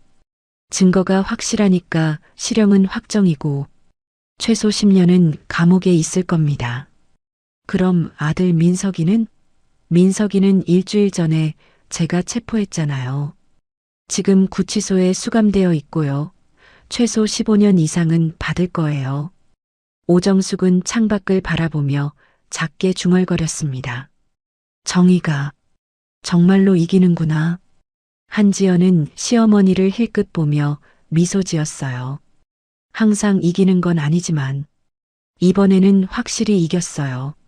차는 대치동 거리를 달렸고 오정숙은 처음으로 마음이 가벼워지는 걸 느꼈습니다. 지난 2주 동안 짓눌렸던 무게가 조금씩 벗겨지고 있었어요. 그날 밤 10시 구치소에 갇힌 박금자는 차가운 시멘트 바닥에 앉아 있었습니다. 명품 드레스 대신 수감복을 입고 부녀회장 명함 대신 수감 번호표를 달고 있었어요. 박금자는 벽을 응시하며 중얼거렸습니다. 이건 꿈이야. 하지만 손목의 수갑 자국이 현실을 알려주고 있었습니다. 복도 너머에서는 다른 수감자들의 신음소리가 들렸고 형광등 불빛은 차갑게 박금자를 비추고 있었어요. 같은 시각 오정숙은 병실 침대에 누워 천장을 바라보고 있었습니다. 옆에서는 한지연이 의자에 앉아 있었어요. 지연아, 내가 정말 다시 정상적으로 자신감을 갖고 살 수 있는 거니? 오정숙이 물었습니다. 한지연은 대답했어요. 당연하죠, 어머니. 박금자가 유죄 판결 받으면 부당한 조치들은 다 무효가 될 거예요. 그러면 어머니는 정당하게 조합원으로서 부녀회에도 다시 들어가실 수 있고 원하시는 평형과 층수도 추첨식으로 정당하게 배정받으실 수 있어요. 추첨 과정에서 조작을 해서 자신들 측근한테만 좋은 로얄층으로 배정하지 못하게 조치를 취했습니다. 오정숙은 눈물을 닦으며 작게 웃었습니다. 어머니, 내일부터는 아파트 주민들 분위기가 완전히 달라질 겁니다. 며느리 한지연이 말했어요. 오정숙은 고개를 저었습니다. 사과는 필요 없어. 그냥 평범하게 살고 싶을 뿐이야. 한지연은 시어머니의 마음을 이해했어요. 알겠어요, 어머니. 제가 다 정리해 드릴게요. 오정숙은 며느리의 손을 꽉 잡으며 눈을 감았습니다. 처음으로 편안한 잠이 찾아올 것 같았어요. 챕터 7 완전 재집필 마이너스 감동 극대화. 다음 날 오전 9시 시어머니 오정숙의 집 현관 앞에는 주민 20명이 줄을 서 있었습니다. 손에는 꽃다발과 과일 바구니를 들고 있었어요. 가장 앞에 선 주민이 초인종을 눌렀습니다. 68세 노인이 문을 열자 주민들은 일제히 고개를 숙였어요. 정숙 씨, 우리가 정말 잘못했어요. 앞줄에 선 50대 여성의 목소리는 떨리고 있었습니다. 박 회장 말만 믿고 정숙 씨를 외면했어요. 용서해 주세요. 오정숙은 문 앞에 서서 그들을 바라봤습니다. 2주 전만 해도 자신을 차갑게 외면하던 사람들이었어요. 다른 주민이 앞으로 나왔습니다. 60대 남성이었어요. 저는 경로당에서 정숙 씨한테 자리 내주지 않았어요. 정말 미안해요. 또 다른 주민이 말했습니다. 저도 조합원비랑 관리비 미납 명단 보고 정숙 씨 피했어요. 다 거짓이었는데 주민들은 하나둘 자신들의 잘못을 고백했습니다. 시어머니는 그들의 얼굴을 하나하나 바라봤어요. 어떤 이는 눈물을 흘리고 있었고 어떤 이는 고개를 들지 못했습니다. 오정숙은 깊은 숨을 들이마셨어요. 괜찮아요. 노인의 목소리는 조용했지만 단호했습니다. 다들 박금자한테 속은 거니까. 하지만 오정숙의 손은 떨리고 있었어요. 용서한다는 말이 쉽게 나오지 않았습니다. 2주 동안 받은 상처가 아직 생생했거든요. 한 주민이 눈물을 닦으며 말했어요. 조합비 미납 명단도 거짓이었고 정신 이상 소문도 다 거짓이었잖아요. 우리가 너무 쉽게 믿어버렸어요. 68세 노인은 고개를 끄덕였습니다. 이제 다 지난 일이에요. 그냥 예전처럼 평범하게 지냈으면 좋겠어요. 주민들은 꽃다발과 과일을 현관에 두고 다시 한번 고개를 숙인 뒤 돌아섰어요. 시어머니는 문을 닫고 거실로 들어왔습니다. 벽에 기대서서 깊은 한숨을 내쉬었어요. 가슴속 응어리가 조금씩 풀리는 것 같았습니다. 하지만 완전히 풀리지는 않았어요. 오정숙은 소파에 앉아 창밖을 바라봤습니다. 용서는 말처럼 쉽지 않았어요. 하지만 노인은 애쓰기로 했습니다. 미워하면 내가 더 힘들 테니까. 저녁 6시 아파트 관리사무소 회의실에서는 긴급 조합원 총회가 열렸습니다. 200여 명의 조합원이 의자를 가득 채웠어요. 임시 사회자가 마이크를 잡고 말했습니다. 부녀회장 박금자와 조합장이 구속된 상황에서 새로운 임원진을 구성해야 합니다. 하지만 그 전에 사회자는 잠시 말을 멈췄어요. 그 전에 오정숙 씨께 사과부터 드려야 할 것 같습니다. 회의실이 조용해졌습니다. 임시 사회자가 계속 말했어요. 정숙 씨, 혹시 오늘 참석하셨나요? 뒤쪽에서 오정숙이 조심스럽게 손을 들었습니다. 저, 여기 있어요.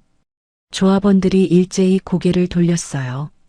68세 노인은 일어섰습니다. 사회자가 말했어요. 정숙 씨, 앞으로 나와주시겠어요? 시어머니는 천천히 앞으로 걸어갔습니다. 조합원들 사이를 지나가는데 사람들이 고개를 숙였어요. 미안합니다. 죄송합니다. 작은 목소리들이 들렸습니다. 오정숙은 단상 아래에 섰습니다. 사회자가 말했어요.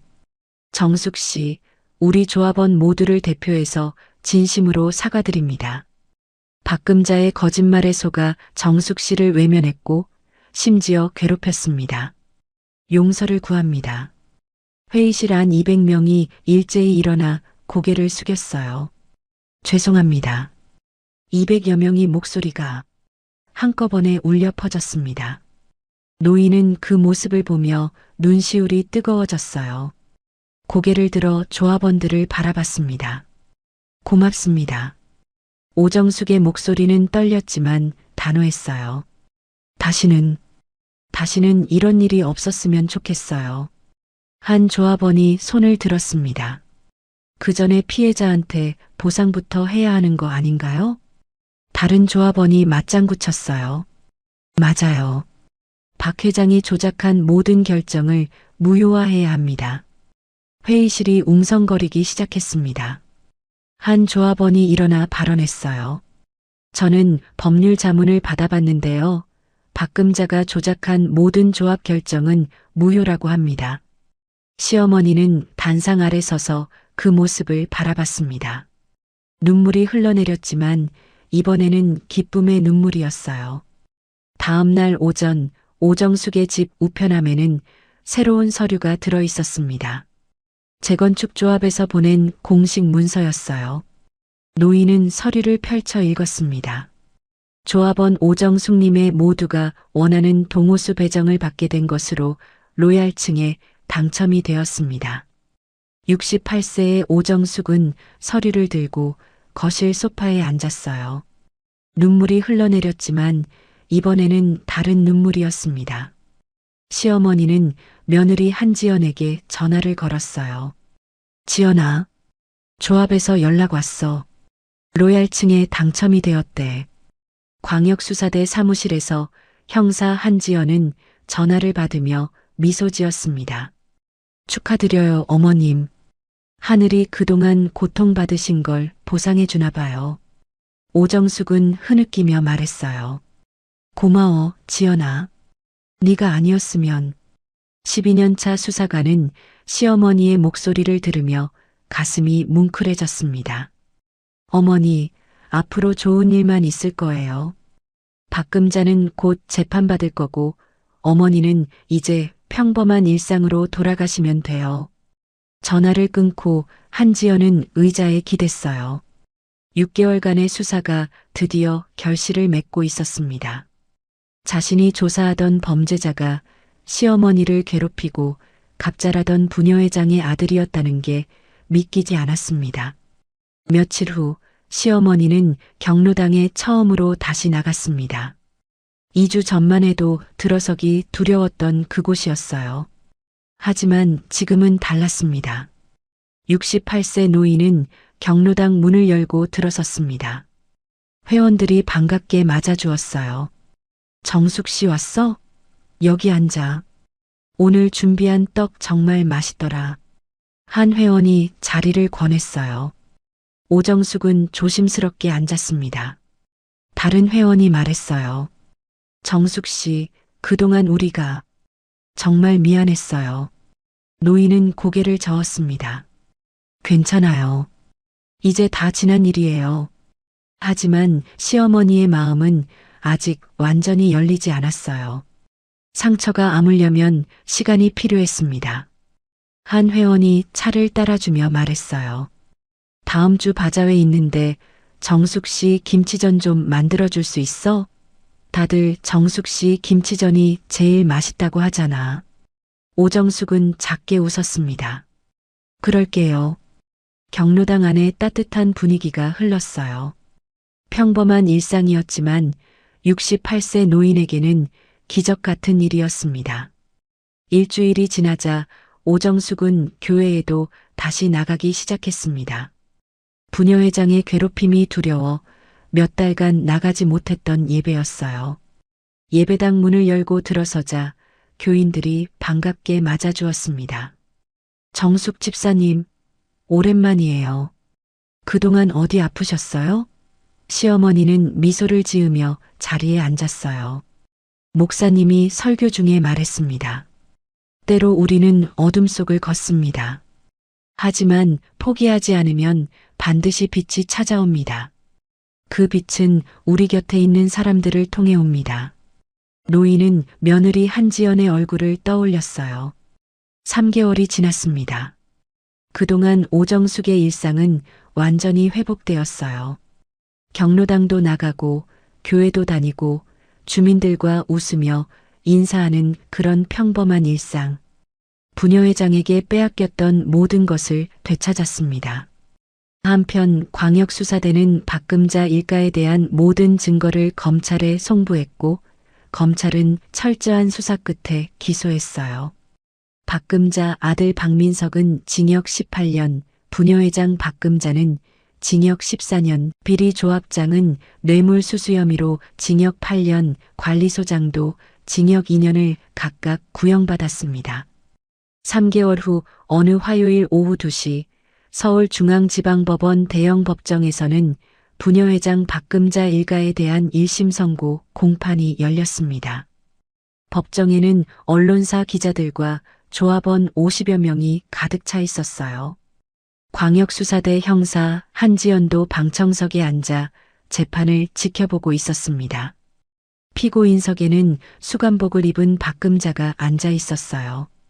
64세 전직 부녀회장은 고개를 숙인 채 아무 말도 하지 않았습니다. 판사가 선고문을 읽기 시작했습니다. 피고인 박금자에 대하여 특정경제범죄 가중처벌법 위반 뇌물수수, 정보통신망법 위반 개인 정보 판매, 폭행, 공갈, 주거침입, 절도 등의 죄로 징역 12년을 선고합니다. 방청석에서 작은 탄성이 터져 나왔어요. 판사는 계속 말했습니다. 피고인은 부녀회장이라는 지위를 이용하여 조직적이고 지속적으로 범죄를 저질렀습니다. 특히 68세 노인을 극단적 선택 직전까지 몰아간 행위는 인간으로서 용납할 수 없는 악행입니다. 또한 범죄 수익 전액과 소유한 부동산을 전부 몰수합니다. 박금자는 피고인석에서 고개를 떨구었어요. 손이 떨렸습니다. 12년. 64세의 감옥에 들어가서 76세에 나오는 거였어요. 전직 부녀회장은 입술을 깨물었습니다. 방청석에 앉아있던 조합원들이 작게 박수를 쳤어요. 잘 됐어. 당연한 벌이야. 작은 속삭임들이 들렸습니다. 다음으로 박금자 아들 민석에 대한 선고가 이어졌습니다. 피고인 박민석에 대하여 주가 조작, 불법 도박 사이트 운영, 보이스피싱 가담 등의 죄로 징역 16년을 선고합니다. 범죄 수익 800억 원 전액 몰수 및 추징합니다. 부녀회장 아들은 눈을 감았어요. 피고인석 옆에 앉아있던 박금자가 작게 흐느꼈습니다. 민석아. 하지만 아들은 어머니를 보지 않았어요. 조합장은 징역 5년, 관리소장은 징역 2년이 선고되었습니다. 판사가 마지막으로 망치를 들며 말했습니다. 피고인들은 사회적 지위를 이용해 선량한 시민들에게 막대한 피해를 입혔습니다. 특히 피고인 박금자는 같은 아파트 주민을 괴롭히고 3,000명이 개인정보를 불법 판매했습니다. 엄중한 처벌이 불가피합니다. 탕소리와 함께 재판이 끝났어요. 교도관들이 박금자를 부축해 일으켰습니다. 전직 부녀회장은 비틀거리며 법정을 나갔어요. 법정 밖 복도에서 조합원들이 모여 이야기하고 있었습니다. 12년이면 정말 오래 들어가네요. 한 조합원이 말했어요. 당연하지. 정숙 씨가 얼마나 고생했는데. 다른 조합원이 고개를 끄덕였습니다. 우리도 박 회장 말만 믿고 정숙 씨 괴롭힌 거 생각하면 정말 부끄러워요. 조합원들은 무거운 표정으로 법원을 빠져나갔어요. 기자들이 형사 한지연을 둘러쌌습니다. 형사님, 이번 사건 소감 한 말씀 부탁드립니다. 광역수사대 수사관 한지연은 잠시 망설이다 입을 열었어요. 정의가 항상 승리하는 건 아닙니다. 하지만 포기하지 않고 끝까지 증거를 모으면 결국 진실은 밝혀집니다. 이번 사건의 진짜 영웅은 끝까지 참고 견뎌주신 피해자분들입니다. 기자들은 카메라를 들이대며 질문을 쏟아냈지만 한지연은 더 이상 말하지 않고 법원을 빠져나갔어요. 그날 저녁 한지연은 다시 평범한 며느리로 돌아가 시어머니를 모시고 대치동 아파트 단지를 산책했습니다. 중앙광장을 지나가는데 주민 몇 명이 다가와 인사를 건넸어요. 정숙 씨, 오늘 뉴스 봤어요. 박금자 12년 선고받았더라고요. 잘 됐어요. 오정숙은 작게 미소 지으며 고개를 끄덕였습니다. 주민들이 지나간 후 노인이 며느리에게 말했어요. 지연아, 이제 정말 끝난 거지? 한지연은 시어머니의 손을 잡았습니다. 네, 어머니. 이제 정말 끝났어요. 두 사람은 광장 벤치에 앉아 아파트 단지를 바라봤습니다. 부녀회장이 수갑을 차던 그 광장이었어요. 시어머니는 깊은 숨을 들이마셨습니다. 공기가 달라 보였어요. 더 이상 두렵지 않았고 더 이상 숨죽이지 않아도 됐습니다. 며느리 한지연은 시어머니 옆에 앉아 저녁 하늘을 올려다봤어요. 별들이 하나둘 떠오르고 있었습니다. 어머니, 새 아파트 들어가시면 뭐 하고 싶으세요? 한지연이 물었습니다. 오정숙은 잠시 생각하다 답했어요. 그냥 평범하게 살고 싶어. 이웃이랑 인사하고 경로당 나가고 손주들 돌보고 그런 평범한 일상 말이야. 며느리는 시어머니의 어깨에 머리를 기댔습니다. 그렇게 하세요, 어머니. 이제 평범하게 사실 수 있어요. 누구도 어머니를 괴롭히지 못해요. 두 사람은 벤치에 나란히 앉아 어둠이 내리는 단지를 바라봤어요. 멀리서 아이들의 웃음소리가 들렸고 저녁 식사 냄새가 바람에 실려왔습니다. 평범하고 따뜻한 일상이었어요. 68세 노인이 오랫동안 잃어버렸다가 이제 다시 찾은 그 일상이었습니다. 형사 한지연은 시어머니의 손을 꽉 잡았습니다. 어머니, 박금자한테서 훔친 비상금도 곧 돌려받으실 수 있을 거예요. 재산 몰수 절차 진행 중이거든요. 오정숙은 고개를 끄덕이며 작게 웃었어요. 그 돈으로 손주들 장난감이나 사줘야지. 두 사람은 벤치에서 일어나 천천히 집으로 향했습니다. 아파트 단지에는 저녁 불빛이 하나둘 켜지고 있었어요. 시어머니는 며느리의 팔짱을 끼며 걸었습니다. 며느리 덕분에 살았어. 한지연 형사는 고개를 저었어요. 아니에요, 어머니. 어머니가 끝까지 버텨주신 덕분이에요. 어머니가 포기하셨으면 제가 아무리 증거를 모아도 소용없었을 거예요. 두 사람은 오정숙의 집 앞에 도착했습니다. 현관문에는 3개월 전 관리소장이 붙였던 퇴거 경고 스티커 자국이 희미하게 남아 있었어요. 하지만 이제는 그것도 추억일 뿐이었습니다. 노인은 문을 열며 며느리에게 말했어요. 들어와서 차라도 한잔하고 가. 한지연은 고개를 끄덕이며 집 안으로 들어갔습니다. 거실에는 조합에서 보낸 재건축 설계 도면이 테이블 위에 펼쳐져 있었어요. 2년 후 완공될 새 집의 설계도였습니다. 오정숙은 도면을 가리키며 말했어요. 여기가 손주 방이고 여기가 내 방이야. 자주 와야 해. 형사는 도면을 보며 미소 지었습니다. 네, 어머니. 자주 올게요. 시어머니는 부엌으로 가서 차를 끓이기 시작했어요. 주전자에서 김이 모락모락 올라왔고 따뜻한 차 향기가 집안을 채웠습니다. 며느리 한지연은 거실 창문으로 밖을 바라봤어요. 중앙 광장이 보였습니다. 갑질 부녀회장 박금자가 수갑을 찬 채 끌려가던 그 광장. 한지연은 작게 웃었어요.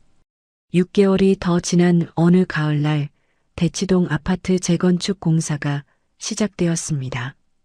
시어머니 오정숙은 임시 거주지로 이사한 상태였어요. 새 아파트 완공까지는 2년이 남았지만 오정숙 씨는 기다릴 수 있었습니다. 조합에서 확정한 오정숙 씨의 새 아파트는 308동 15층 로얄층이었어요. 남영이고 한강이 보이는 최고의 위치였습니다. 노인은 아파트 설계 예상 도면을 펼쳐놓고 며느리 한지연과 함께 인테리어 계획을 짰어요. 여기는 손주 방으로 하고 여기는 작은 방으로. 시어머니의 목소리는 설렘으로 가득 차 있었습니다.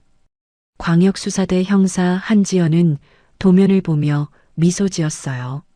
어머니, 정말 좋은 집이네요. 완공되면 우리 자주 놀러 올게요. 오정숙은 고개를 끄덕였습니다. 그래, 자주 와. 지연이 네가 제일 많이 와야 해. 두 사람은 도면을 접으며 창밖을 바라봤어요. 멀리 재건축 현장의 크레인이 보였습니다. 2년 후면 저기에 새 아파트가 우뚝 서 있을 거예요. 시어머니가 평생을 살아갈 집이었습니다. 부녀회장 박금자가 고통을 주고 온갖 방해를 하며 낮은 층으로 유도했지만 결국 원하는 집을 배정받게 되었어요. 며칠 후 시어머니의 집 우편함에 특별한 서류가 도착했습니다. 범죄 피해 재산 회수 통지서였어요. 피고인 박금자로부터 압수한 현금 중 피해자 오정숙 씨께 귀속되는 금액 550만 원을 송금합니다.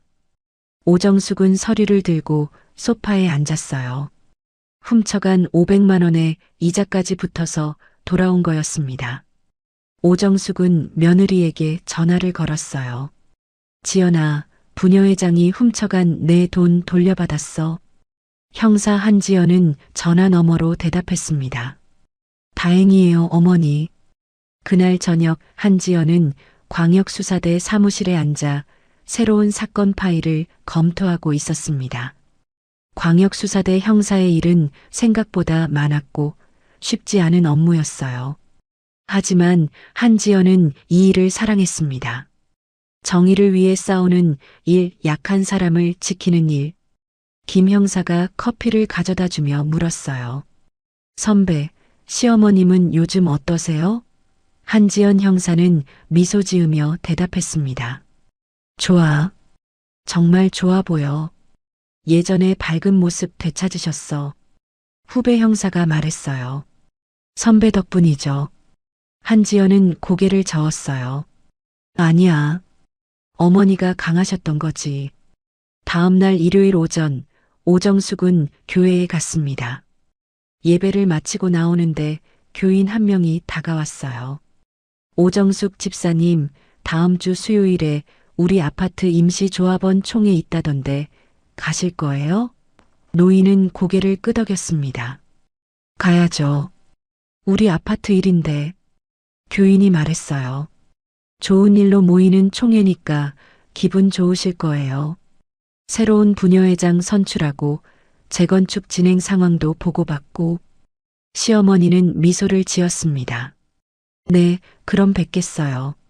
수요일 오후 2시 강남구 주민자치센터 3층 회의장에 조합원들이 모였습니다. 10개월 전 부녀회장 박금자가 오정숙을 괴롭히던 바로 그 장소였어요. 하지만 이제는 분위기가 완전히 달랐습니다. 임시사회자가 단상에 올라 인사말을 했어요. 여러분, 오늘은 새로운 부녀회장을 선출하고 투명한 재건축을 다짐하는 자리입니다. 조합원들이 박수를 쳤습니다.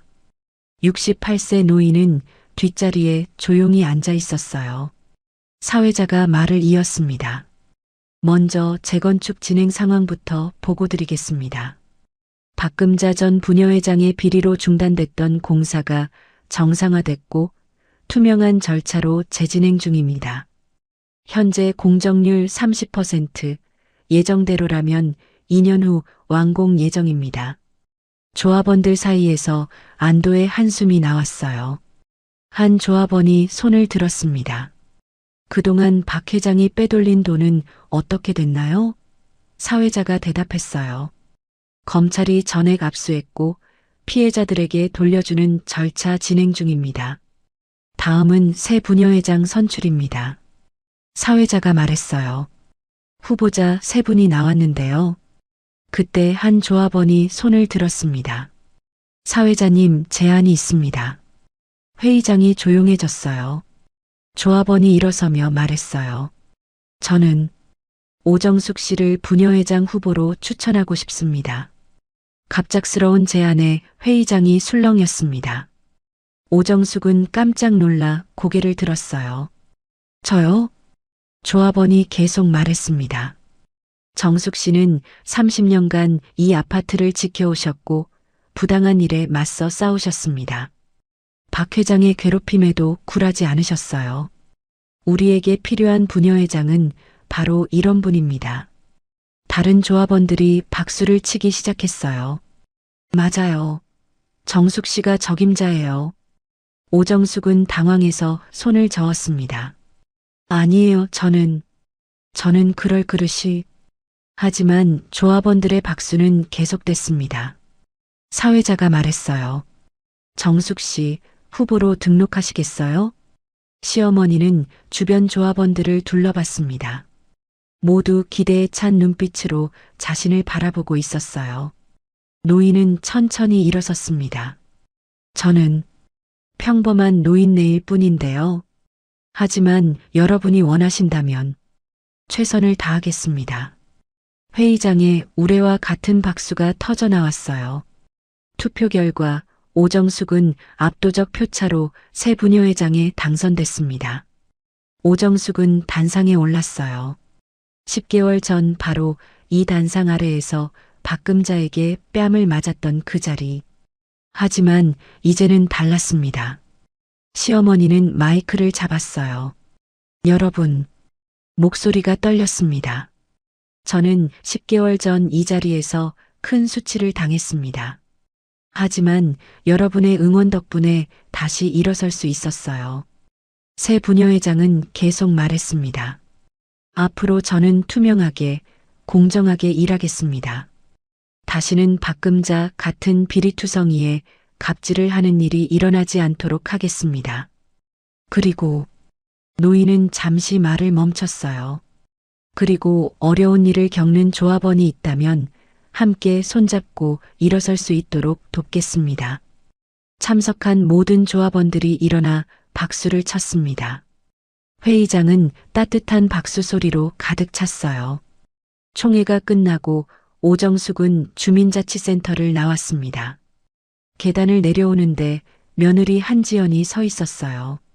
형사 한지연은 시어머니를 보고 달려와 안아주었습니다. 어머니, 축하드려요. 부녀회장님. 오정숙은 며느리를 껴안으며 웃었어요. 지연아, 내가 해낼 수 있을까? 며느리 한지연이 대답했습니다. 당연하죠. 어머니는 박금자보다 훨씬 강하고 훌륭하신 분이에요. 두 사람은 팔짱을 끼고 아파트 단지로 걸어갔습니다. 중앙광장을 지나가는데 재건축 현장이 보였어요.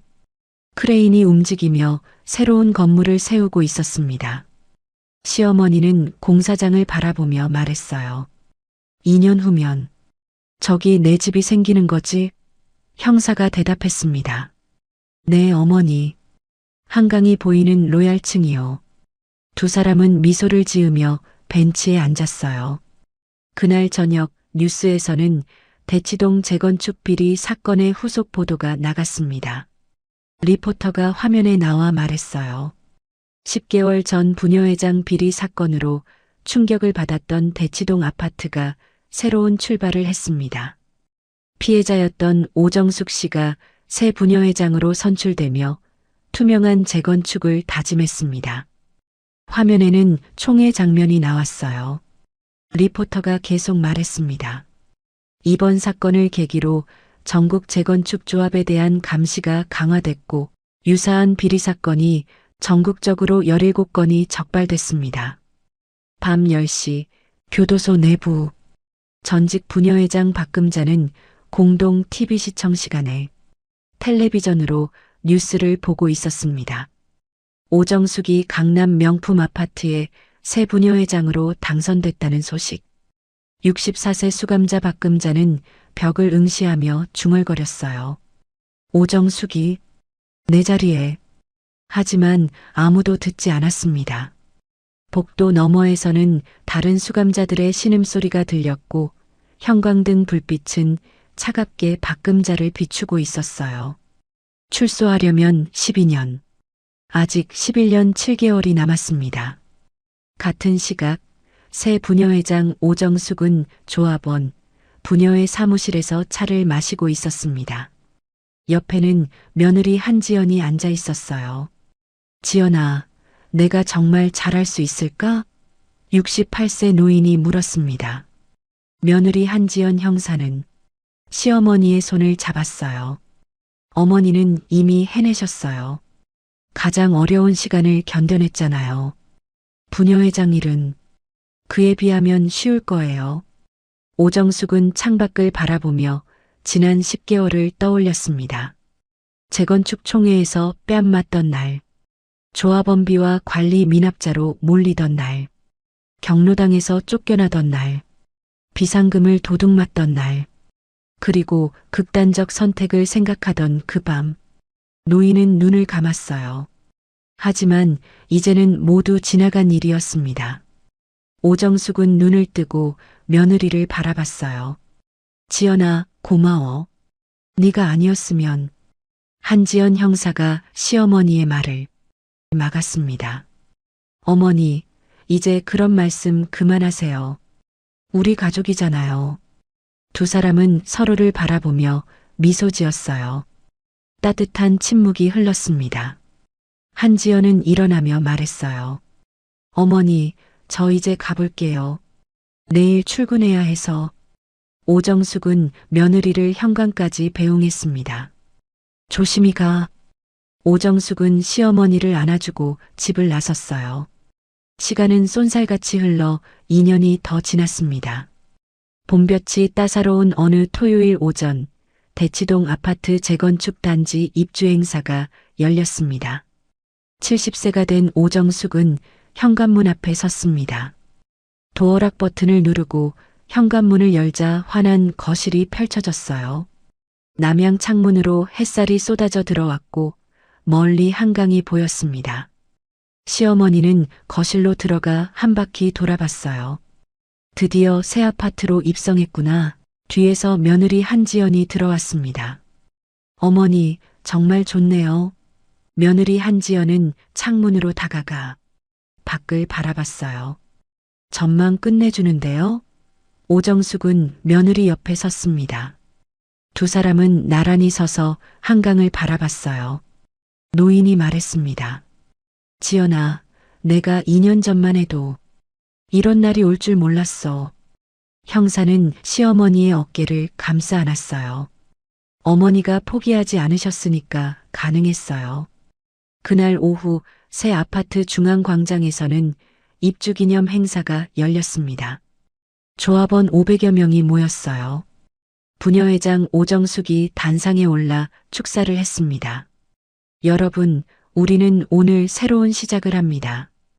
2년 전 어두웠던 시간을 지나 이제 밝은 미래로 나아갑니다. 69세 부녀회장의 목소리는 힘이 있었어요.